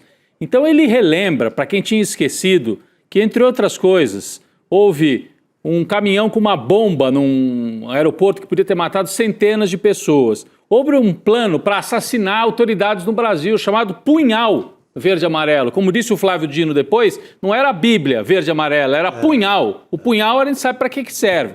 Aí ele lembra, entre outros absurdos, as reuniões com os kids pretos, a entrada dos kids pretos em ação, a minuta do golpe em que se previa já a intervenção no Tribunal Eleitoral. Então, gente, não foi brincadeira o que nós vivemos. Havia um plano já pronto, que foi impresso. Ele lembra também que ele foi impresso dentro do Palácio do Planalto por aquele general que está preso. Então, num dia como esse, que você tenha retomado ali tudo isso, o Congresso vai querer dizer, não, foi um passeio, vamos anistiar, foi uma coisa pequenininha, não foi tão importante assim. Então, enfim, eu acho que eles vão ter que esperar um pouco, Gabi. Concordo. Tem que esperar o corpo esfriar, se quiserem falar de voltar para esse assunto. Voltar para esse assunto, me parece Tanto que o assunto ali, o foco da extrema-direita já parece que está mudando, né, Manu? Não está se falando de anistia. Acho que eles não perderiam a oportunidade hoje, ainda mais com o Flávio Bolsonaro ali dando essa coletiva. Se tivesse com, vamos dizer, com ambiente para pautar a anistia, com certeza essa seria uma pauta encampada pelo Flávio ali nessa coletiva que você acompanhou, né? Diz que a melhor defesa é o ataque. E é assim que a extrema-direita melhor trabalha. Atacando, também principalmente instrumentalizando as redes sociais. A gente sabe que eles atuam de forma muito forte e efetiva, né? Desses meios digitais. Então eles atacam e estão se agarrando aí nessa acusação do Tagliaferro, que não tem isenção, para tentar desmoralizar o relator da ministra Alexandre de Moraes. Acho que não cola. É isso. Manu, a gente vai te liberar por aí em Brasília, porque amanhã também o dia vai começar cedo para você, querida. Obrigada por hoje. Obrigado. Bom trabalho, bom descanso. Valeu. Ótimo programa, um beijão, até amanhã. Boa noite. Manu, a nossa equipe toda reunida lá em Brasília. Daqui a pouquinho chega o Guga Noblat também, que hoje correu atrás com você. Pra variar, né? O homem acordou dos cedo. advogados, né, de toda essa galera ali no Supremo Tribunal Federal. E o Guga engata uma atrás da outra, atrás de parlamentar, enfim. Daqui a pouco ele traz aqui um resumo do que ele acompanhou e dos bastidores ali pra gente. Agora, mais cedo, Rodrigo, a gente estava falando dessa articulação, né, dos Estados Unidos, e você até comentou que tinha uma declaração que veio exatamente da Casa Branca, que tem a assessora da Casa Branca, né, a Caroline Leavitt, que foi questionada sobre o nosso julgamento que está acontecendo aqui no Brasil, e durante essa coletiva ali com os jornalistas, ela foi questionada sobre o julgamento do Jair Bolsonaro, e ela disse que o presidente Trump não tem meio de usar meios militares, muito importante. Meios militares, olha o que ela falou, gente. Para defender, sabe o quê? Liberdade de expressão, eles dizem. Vamos assistir esse trecho e a gente volta a conversar. Freedom of speech is arguably the most important issue of our time. It is enshrined in our Constitution, and the president believes in it strongly. He himself faced censorship in his road back to this beautiful Oval Office here in Washington, D.C., so he takes this very seriously, as does, I know, the Vice President of the United States and the entire Trump administration. I can tell you this is a priority for the administration, and the president is unafraid to use the economic might, the military might of the United States of America to protect free speech around the world. Para quem está nos acompanhando só por áudio, né, e não conseguiu acompanhar a legenda aqui com a gente em vídeo, ela estava dizendo que o Trump não tem medo de usar meios econômicos e também meios militares para proteger o que eles acreditam ali, que é a liberdade de expressão, e falou da liberdade de expressão ao redor do mundo, como se estivesse protegendo a nossa liberdade de expressão, né, Chico Sá? É o império, né? O império quer mandar em todos os quintais do mundo. Essa a história. Bom, enquanto durante o julgamento, a embaixada estava lá, tweetando com posts para dar um prensa ali no Alexandre de Moraes. Eles seguem nessa ilusão de que vão paralisar o julgamento ou que vão livrar o Bolsonaro com essas ameaças. Aliás, o Eduardo Bolsonaro, né, nesse final de semana, ele fez uma publicação de um vídeo fazendo mais uma ameaça. Ele já fez várias. Mas achei gravíssima, porque ele fez uma fala contra o ministro Alexandre de Moraes e a família dele também, dizendo: eu vou atrás de vocês, de cada um de vocês. Falou especificamente assim, fala que eu tenho o saco roxo, lembrando uma fala do Collor. Que está preso. Dos anos 90, que está preso, só isso. É isso. O Eduardo Bolsonaro está achando que a maré não muda nunca, né? Ele está achando que vai ficar para sempre do jeito que está aí. E se mudar? E se virar lá o governo nos Estados Unidos e falar: chega desse arruaceiro aqui, manda de volta para o Brasil? Muda, o vento muda, né? E ele está achando que vai durar para sempre esse momento em que ele está protegido pelo, aí sim, um tirano, né? Um imperador do mundo, né? O Trump. Mas isso pode mudar, e o Eduardo Bolsonaro está cavando a sepultura dele, não sei se para agora, mas a médio prazo, sepultura política, tá, que eu estou falando. Mas está cavando, não sei se para agora, mas para daqui a alguns anos, com certeza.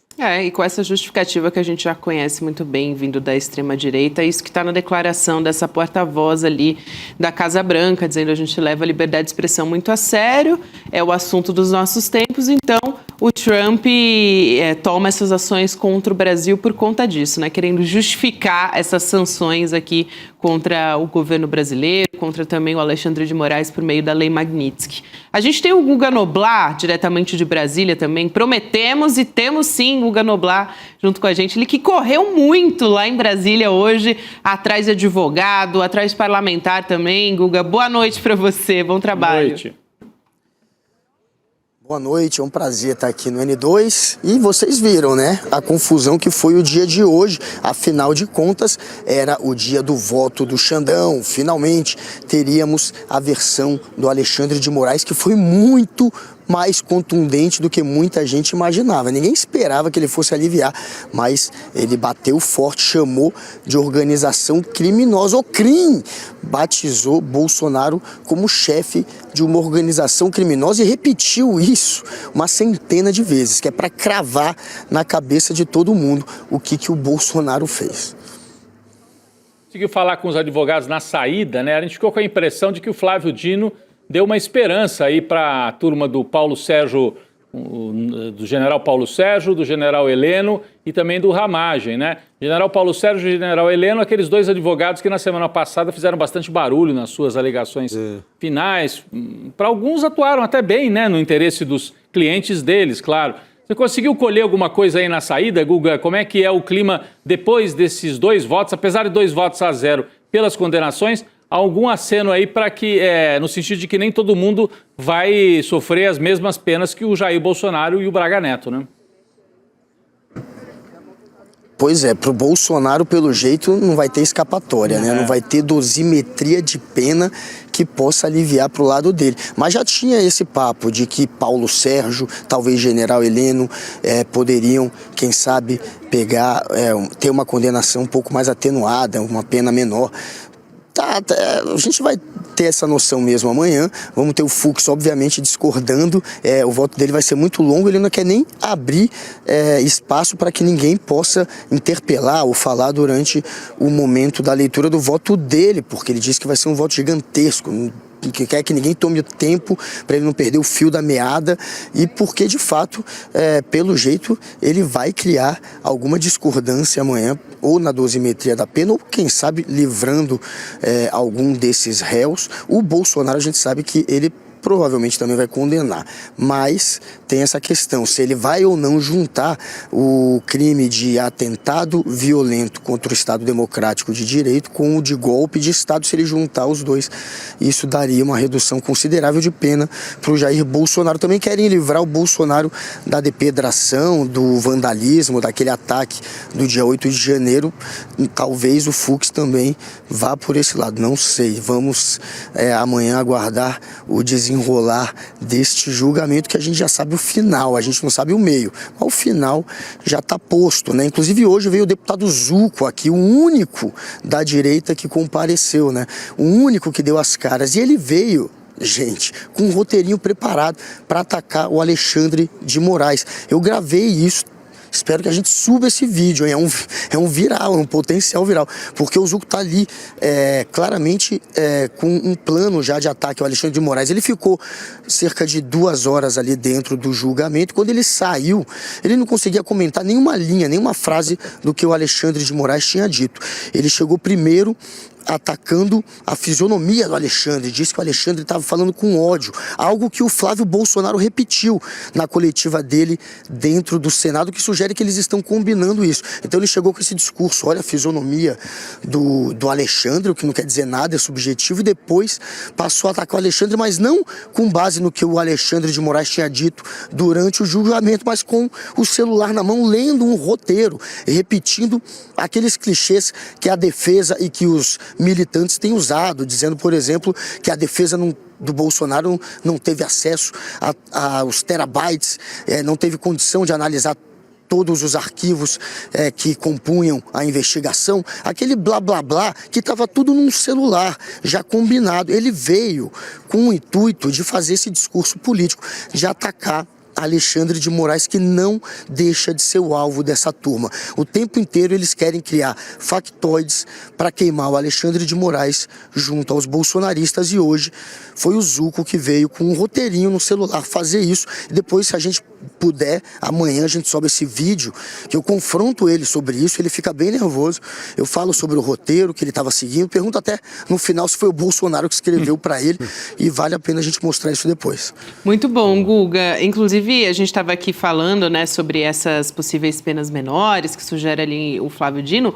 No discurso, né, no voto, na verdade, do Alexandre de Moraes, ele ressalta pontos muito importantes até para o Heleno não tá entre essa dosimetria menor. Ele fala, por exemplo, daquela formatura do neto, Verdade, né? é. Que ele é uma das teses, vamos dizer assim, para o Heleno continuar próximo, porque ele deixa a formatura de um neto para ir numa reunião golpista. Ele cita vários casos, mas essa é bastante emblemática. O Alexandre de Moraes cita, é verdade, essa história que o Batista Júnior conta essa história, né? Exatamente. Era uma formatura do neto do Heleno, ele assiste a formatura, o dia seguinte era o baile, ele abandona, pede carona para o Batista Júnior para voltar para Brasília, porque o Bolsonaro tinha chamado ele para uma conversa de emergência, na véspera da posse do Lula. Ele sai de São José dos Campos, o local da formatura, corre para Brasília para participar lá da fervura do golpe. Isso o Alexandre contou, o Alexandre de Moraes, para dizer, não é que ele estava tão excluído assim, se tivesse excluído não do teria círculo, deixado de ir na formatura, quer dizer, saído mais cedo da formatura. o Exatamente. Jair Bolsonaro contava com ele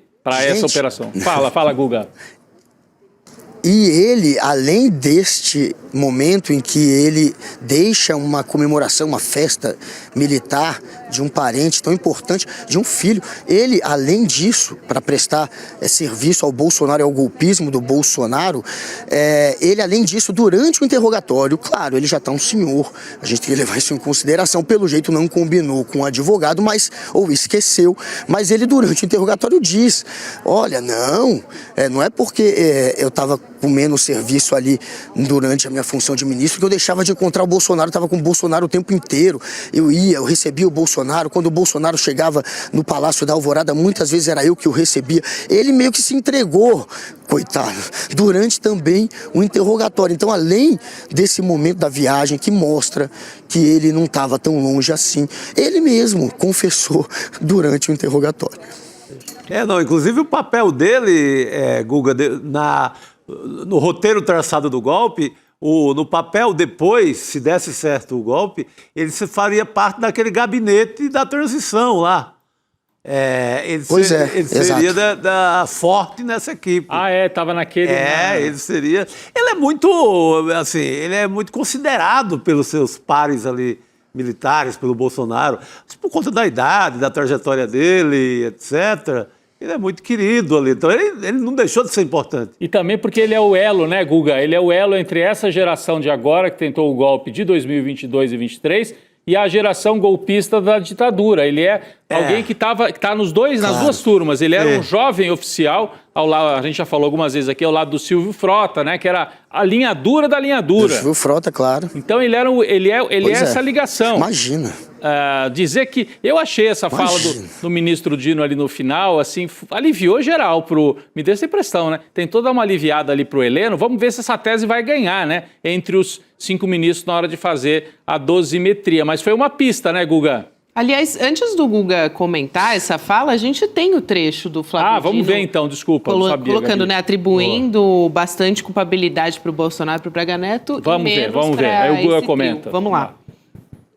Em relação ao Bolsonaro, aos réus Jair Bolsonaro e Braga Neto, não há dúvida que a culpabilidade é bastante alta. E, portanto, a dosimetria deve ser congruente com o papel dominante que eles exerciam. Do mesmo modo, digo que a reprovabilidade, a culpabilidade é alta em relação a Almir Garnier, Anderson Torres e Mauro Cid, sendo que, em relação ao Mauro Cid, há os benefícios atinentes à colaboração premiada. Contudo, e essa é a diferença para a reflexão dos pares, em relação a Paulo Sérgio, Heleno, Augusto Heleno e Alexandre Ramagem, eu considero que há uma participação de menor importância. Aliás, o Guga, o Alexandre de Moraes, pelo contrário, né? Quando ele está falando ali do Bolsonaro, por exemplo, lembra que a gente teve essa discussão, né, sobre uma das penas ali, um dos crimes, ele dá uma reduzida nessa história, né? Aplicação simultânea de crimes pela democracia. O Alexandre de Moraes, ele defende somar essas penas, o que para a defesa é ruim. Eles estavam tentando reduzir a punição com a aplicação de só um desses crimes. O Alexandre de Moraes está defendendo que não. Então, vamos ver qual vai ser o rumo dessa história também. Mas foi um pouco surpreendente, de fato, essa fala do Flávio Dino, porque o Flávio Dino tem sempre votado em acordo com o Alexandre de Moraes e não tem criado nenhum tipo de discordância em momento algum. E agora vai gerar sim uma discordância, porque a gente sabe que, pelo que a gente ouviu do voto demolidor do Alexandre de Moraes, a gente sabe que ele vai pedir sim por uma pena máxima para todos eles, não vai aliviar para nenhum lado. Está indo para cima dos generais, está indo para cima do tenente, está indo para cima do Jair Bolsonaro, só aliviou para a delação do Mauro Cid, que ele de certa maneira foi lá e defendeu. Mas a pena para aqueles que são os mentores e que não colaboraram, que não delataram, tá óbvia que ele vai para cima de todo mundo, não vai aliviar para ninguém. Agora o Flávio Dino, de fato, está começando a direcionar para um lado em que alguns desses aí poderão ter uma pena bem menor do que o do Jair Bolsonaro e do Braga Neto. Jair Bolsonaro e Braga Neto, esses daí estão enrascadíssimos. Agora fiquei surpreso sim com a fala do Flávio Dino, esperava isso, partindo talvez do Fux. Como o Flávio Dino já está indo nessa direção, claro, é um sinal de que pode ser sim que esses daí escapem de uma pena maior. Eu vi enquanto o Flávio Dino falava, que foi bem já no final da fala dele, que ele já sinaliza uma dosimetria menor para esses três aí, o Fux fala assim, quais são os três mesmo? Aí o Flávio Dino explica e ele toma nota. Né? Porque acho que isso faz parte da estratégia do Fux de tentar somar esforços com o Flávio Dino, né? Ele viu uma porta aí para somar esforços. Porque até então a gente achava o Fux vai ficar completamente isolado, 4-1, mesmo que ele peça redução de pena, vai ficar isolado. Se ele tem uma parceria com o Dino para algumas dessas coisas, ele vê aí uma estratégia. Por isso que ele saiu anotando e talvez até dê uma ajustada no voto dele amanhã. Nós vamos saber logo cedo, a partir de 9 da manhã, quando o Luiz Fux começa esse voto, Chico. Facilitou, né, pro Fux. Já queria amaciar geral. Agora, em relação ao Heleno, ele já vai na certeza, já vai amaciar de cara, se não pedir uma absolvição. Absolvição pouca gente aposta. Aí já é mais difícil, né? Aí entraria naquela história dos embargos, né, Chico? Exatamente. Mas o Xandão, o clima do Xandão é para 43 anos. Ele reafirma, ele não alivia em momento algum, se você soma, vai dar por aí. Acima de 40. O Xandão, ele aponta para acima de 40, para todo mundo. Principalmente o Jair Bolsonaro e Braga. Não, o Alexandre de Moraes não fez essa coisa de patamares, né? O Flávio Dino que falou disso. Ele não tem uma hierarquia de quem é mais importante na trama e de quem não é. O Flávio Dino tem. O Flávio Dino conta uma história com o personagem principal, o personagem secundário. Esse personagem não tem essa relevância toda. O Xandão, não. Todo mundo é do núcleo principal. Só o Bolsonaro, né, que tem essa... Que é o chefe.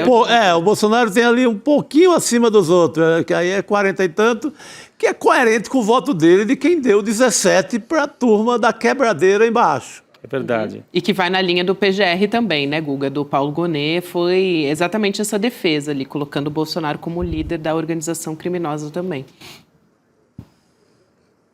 Pois é, o Bolsonaro realmente não tem para onde ir, mas foi um pouco decepcionante para muita gente, eu imagino, né? O Flávio Dino destoar dessa maneira. Agora, ele não vai liberar ninguém também. Não esperem que ele absolva. Sim. Não vai ter isso. Pelo que ele está direcionando aí, ele diz, tem culpa, mas não tanto quanto os outros. E a gente tem que medir o que é esse quanto os outros, né? Então, pode ser que eles tenham uma pena minimamente menor, não significativamente menor do que a do chefe, que é o Jair Bolsonaro. A gente ainda não sabe. Agora, absolvê-los, Tá claro que não. Então não vai acontecer isso. E para você entrar depois com embargo infringente ou embargo declaratório, né, que é o que pode mudar de fato, levar talvez para o plenário da STF, esse daí você tem que ter pelo menos 2 pessoas discordando aqui, ou seja, votando, por exemplo, para absolver, né? Não vão ter 2 absolvendo. Quanto à dosimetria da pena também, isso pode acabar sendo levado à discussão, 2 podem discordar, e aí eles vão tentar se resolver aqui. Não sei se isso vai abrir talvez brecha para ser levado ao pleno, mas não condenar, eu não vejo nenhum deles votando pela não condenação, nem o Fux. Sim. Eu acho que vai ser realmente 5-0 amanhã, e eles só vão ter que gastar uma sessão inteira, um bom tempo, debatendo a pena de cada um. Talvez um ou outro se livre de uma ou outra acusação. Agora, no geral, eu não consigo ver ninguém que possa escapar da maioria dos crimes pelos quais viraram réus. Com certeza. Tem uma tese também que foi levantada ali pelas defesas, né, que foi a história de ato preparatório, né, que se teria violência, não teria. O ministro Flávio Dino, ele falou sobre isso ali, dizendo que esses atos preparatórios, eles expõem o perigo de que houve sim violência. Violência então, o tempo todo. Ele elencou exemplo. O plano lá do punhal verde e amarelo, por exemplo, é uma evidência. É uma evidência, claro, de que isso aconteceu, né? De que houve violência, sim, porque o objetivo final era matar não só o presidente Lula, como também o próprio ministro Alexandre de Moraes, o vice Geraldo Alckmin também. E aí ele traz essa história do punhal verde e amarelo justamente para colocar a violência, o peso da violência nessa fala também. Então a gente vai acompanhar esse trecho da fala do Flávio Dino. Vamos lá.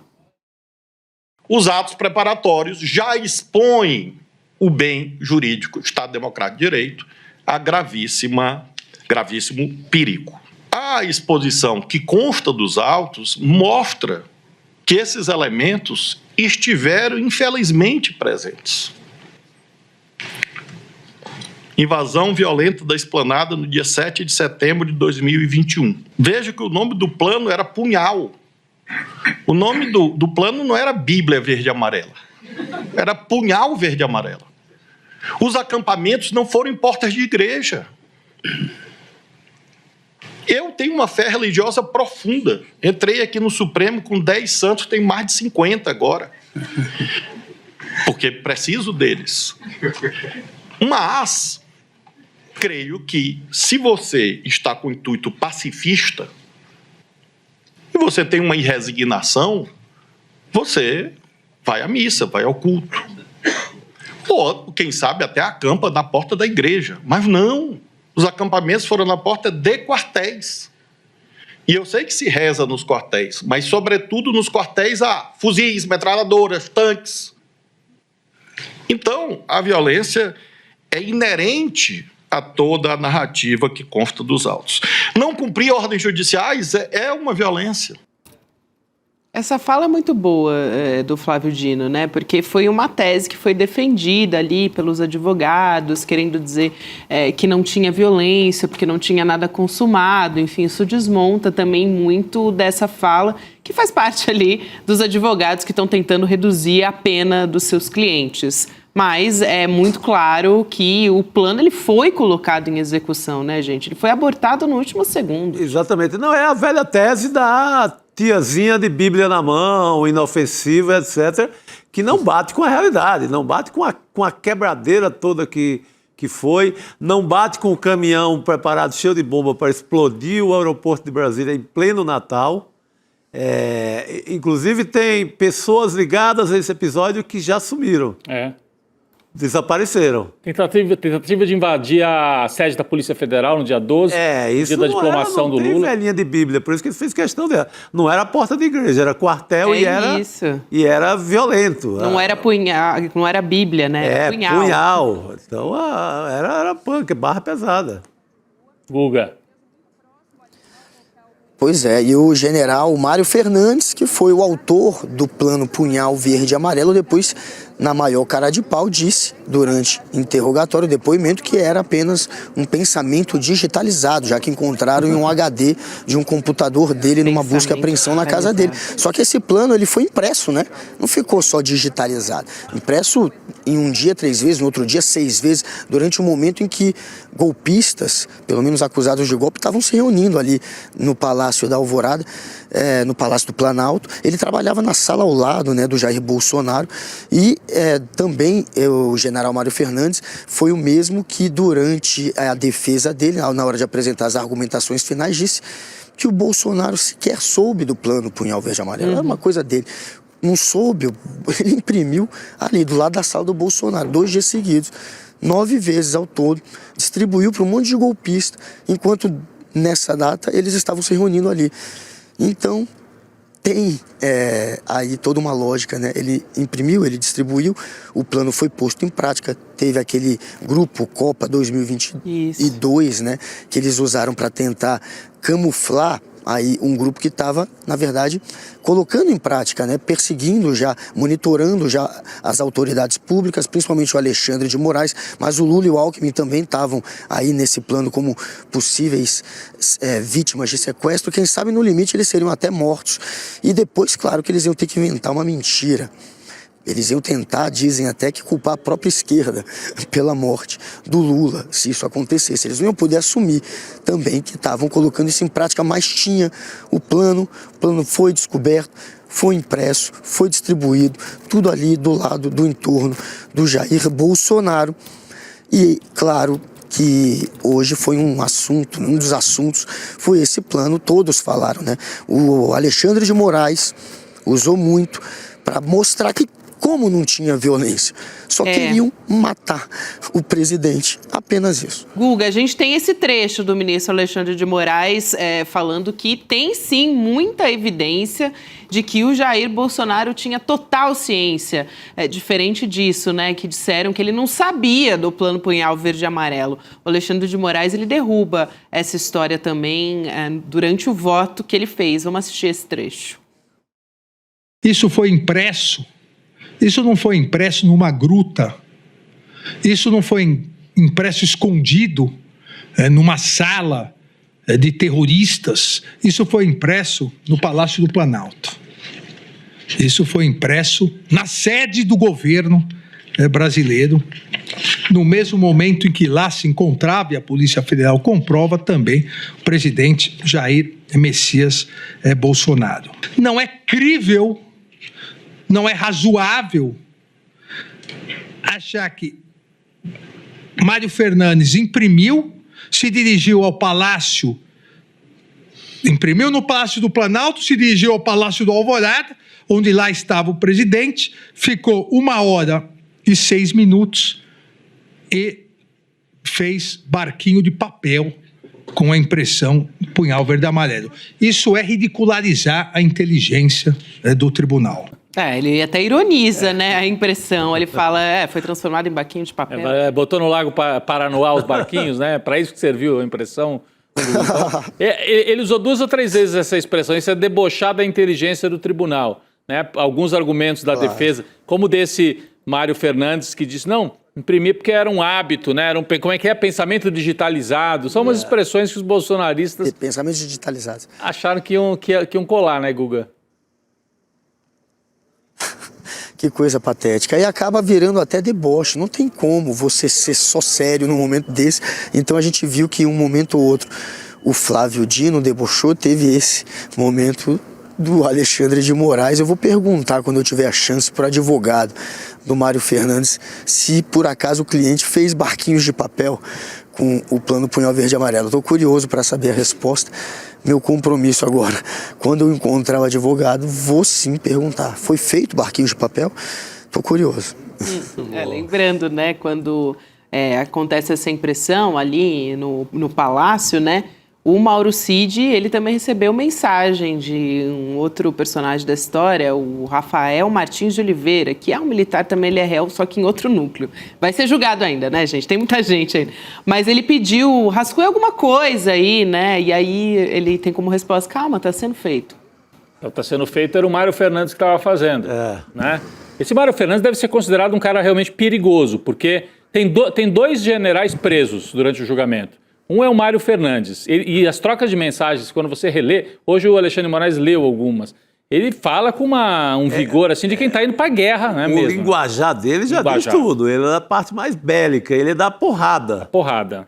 Não tem teoria ali não, nem ficar elaborando, nada sofisticado. Ele é da execução. E estava aflito e ansioso porque cadê a resposta?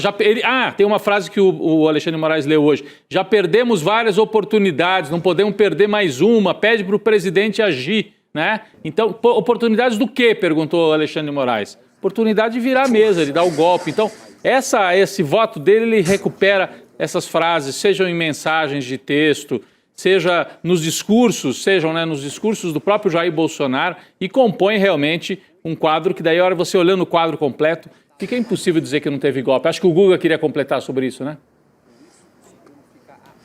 É impossível, e foi isso, né? Eles conseguiram desmontar todos esses argumentos, tanto que não teve violência, como não teve golpe, tudo foi orquestrado para isso, e tem esses agentes dos Kids Pretos que também participaram. Tinha gente da BIM, você está falando do Mário Fernandes, o quanto ele era violento, o quanto, né, ele incitava realmente para porrada, para o golpe, na base da violência mesmo, escrachada, e não era só ele. Entre os Kids Pretos tinha um agente da Polícia Federal. Eu estou tentando lembrar o nome dele. É muito nome, procurar, né? Que também está tem o Ailton, é no núcleo do Ailton de Barros. É aquele núcleo que tem os Kids Pretos. Tem o Rafael Martins e tem esse que é o agente da Polícia Federal. O único da Polícia Federal que está nesse núcleo. E ele simplesmente dizia também que eles iam matar meio mundo. A frase dele era essa. A gente estava pronto para matar meio mundo. Depois, se vocês derem um Google, vocês vão achar rapidinho com essa frase dele. E ele conta ali numa mensagem que foi apreendida em um celular dele, que estavam preparados para ir para cima, para usar violência, para matar meio mundo. E aí a operação acabou abortada, mas estava sim sendo posta em prática esse punhal verde e amarelo, e tinha sim muita violência que ia ser envolvida nisso. É isso que está sendo comprovado por toda a investigação, e foi nisso que sustentaram hoje as suas teses, tanto o Alexandre de Moraes quanto o Flávio Dino.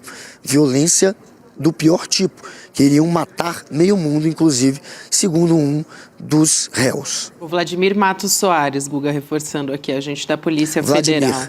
Esse é o que está infiltrado na campanha do Lula, esse seria o responsável pelo envenenamento, não é? Isso. Esse Vladimir. Porque quando o Heleno fala naquela primeira reunião, por isso que tudo vai se conectando, né? O Heleno fala lá em cima na reunião ministerial, nós temos gente infiltrada nas campanhas e o Bolsonaro manda ele ficar quieto. Será que era esse? Não sabemos se era o único, talvez tivesse mais de um infiltrado. Mas se eles tinham o plano, Chico, isso foi lembrado, né, hoje no julgamento. Tinha o plano que, se necessário, envenenar o presidente Lula. Impressionante, né? Exatamente. Então, e culpar a esquerda. Ainda tinha o plano, o que aconteceria depois. Deram comida estragada para o Lula. Meio ali inspirado, né, na concepção do Rio Centro. Daquela explosão no Rio Centro, que também a ideia era culpar a esquerda. É a mesma mentalidade, né? São os mesmos militar caras. de sempre, né? São os mesmos Se achar acima de tudo e tacar a lenha. É isso aí, então. Guga, vamos te liberar, querido, porque, olha, você deve estar cansado por aí. Já foi longo em Brasília e amanhã tem mais. Valeu, querido. Obrigado.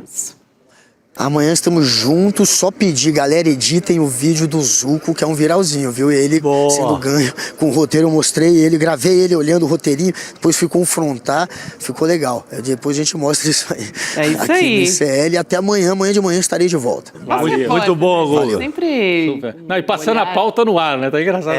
Edição. Pega lá, eu mandei o material, cadê? Quero ver no ar. Para meu vídeo aí. Simplesmente Guga Noblar. Bom, gente, tivemos então um placar aí de 2-0 na primeira turma para condenar, né, esses réus. E amanhã, nossa retomada vai ser com o Luiz Fux. A gente está muito ansioso para saber, primeiro, pela duração e também se ele vai querer seguir a linha do Flávio Dino, se vai ampliar ainda mais, de repente, a flexibilização dessas penas. Vamos acompanhar. Ele, ficar de olho. Há muita esperança do bolsonarismo nele. Assim, esperança, eu creio, até exagerada. Ele não está na lista dos punidos nem dos puníveis no futuro em relação à política, às sanções do Trump. Foi deixado de lado porque deposita-se muita esperança no lutador de jiu-jitsu Fux. Hoje foi voto de um lutador de karatê, que é o Alexandre de Moraes, e de um lutador de judô, que é o Flávio Dino. As artes marciais. Também. Amanhã temos o jiu-jitsu abrindo os trabalhos. É isso. Muito bem, então a gente tem agora o Precisamos Conversar, né, gente? Hoje é dia de Precisamos. Temos terça-feira hoje essa discussão que é o assunto principal, a transição do ponto de vista dos pais, os desafios de ser pais de uma criança trans, o reconhecimento legal de trisais, enfim, hoje tem um monte de discussão na pauta aqui hoje, que a gente vai acompanhar com a Juliana Baroni, com a Sucena, a Márcia Tiburi e a Sara Zara, elas estão esperando por você aqui na sequência, e lógico que a gente vai voltar a partir das 7 horas da manhã no ICL Notícias, desde cedo já no Esquenta, da continuação da votação do julgamento. Vamos de novo para 100 mil, hein? A gente vai estar de volta aqui amanhã também. Que audiência, segunda edição. que audiência. Vamos nessa, Chico Sá, Rodrigo Viana, Valeu, boa noite. gente. Boa noite para essa audiência maravilhosa que hoje bateu recorde histórico. Até amanhã, pessoal. Amanhã. No próximo domingo, dia 14 de setembro, às 8 horas da noite, o ICL vai transmitir gratuitamente o documentário O Fim de Bolsonaro. Esse é um original do ICL que reconstrói com provas, depoimentos e uma investigação jornalística o maior julgamento da história da nossa democracia. Pela primeira vez, um ex-presidente e a cúpula militar sentam no banco dos réus. E a gente vai mostrar tudo, os bastidores do golpe, a linha do tempo da conspiração e como a democracia brasileira reagiu e resistiu a uma tentativa de golpe. É gratuito, online e com um debate ao vivo logo depois da exibição, com Eduardo Moreira, Juliana Dalpiva, Elô Vilela, Chico Sá e comigo, Leandro Demore. Se você quer entender de fato o que aconteceu, inscreva-se agora. Acesse icl.com.br/estreia e garanta o seu ingresso gratuito.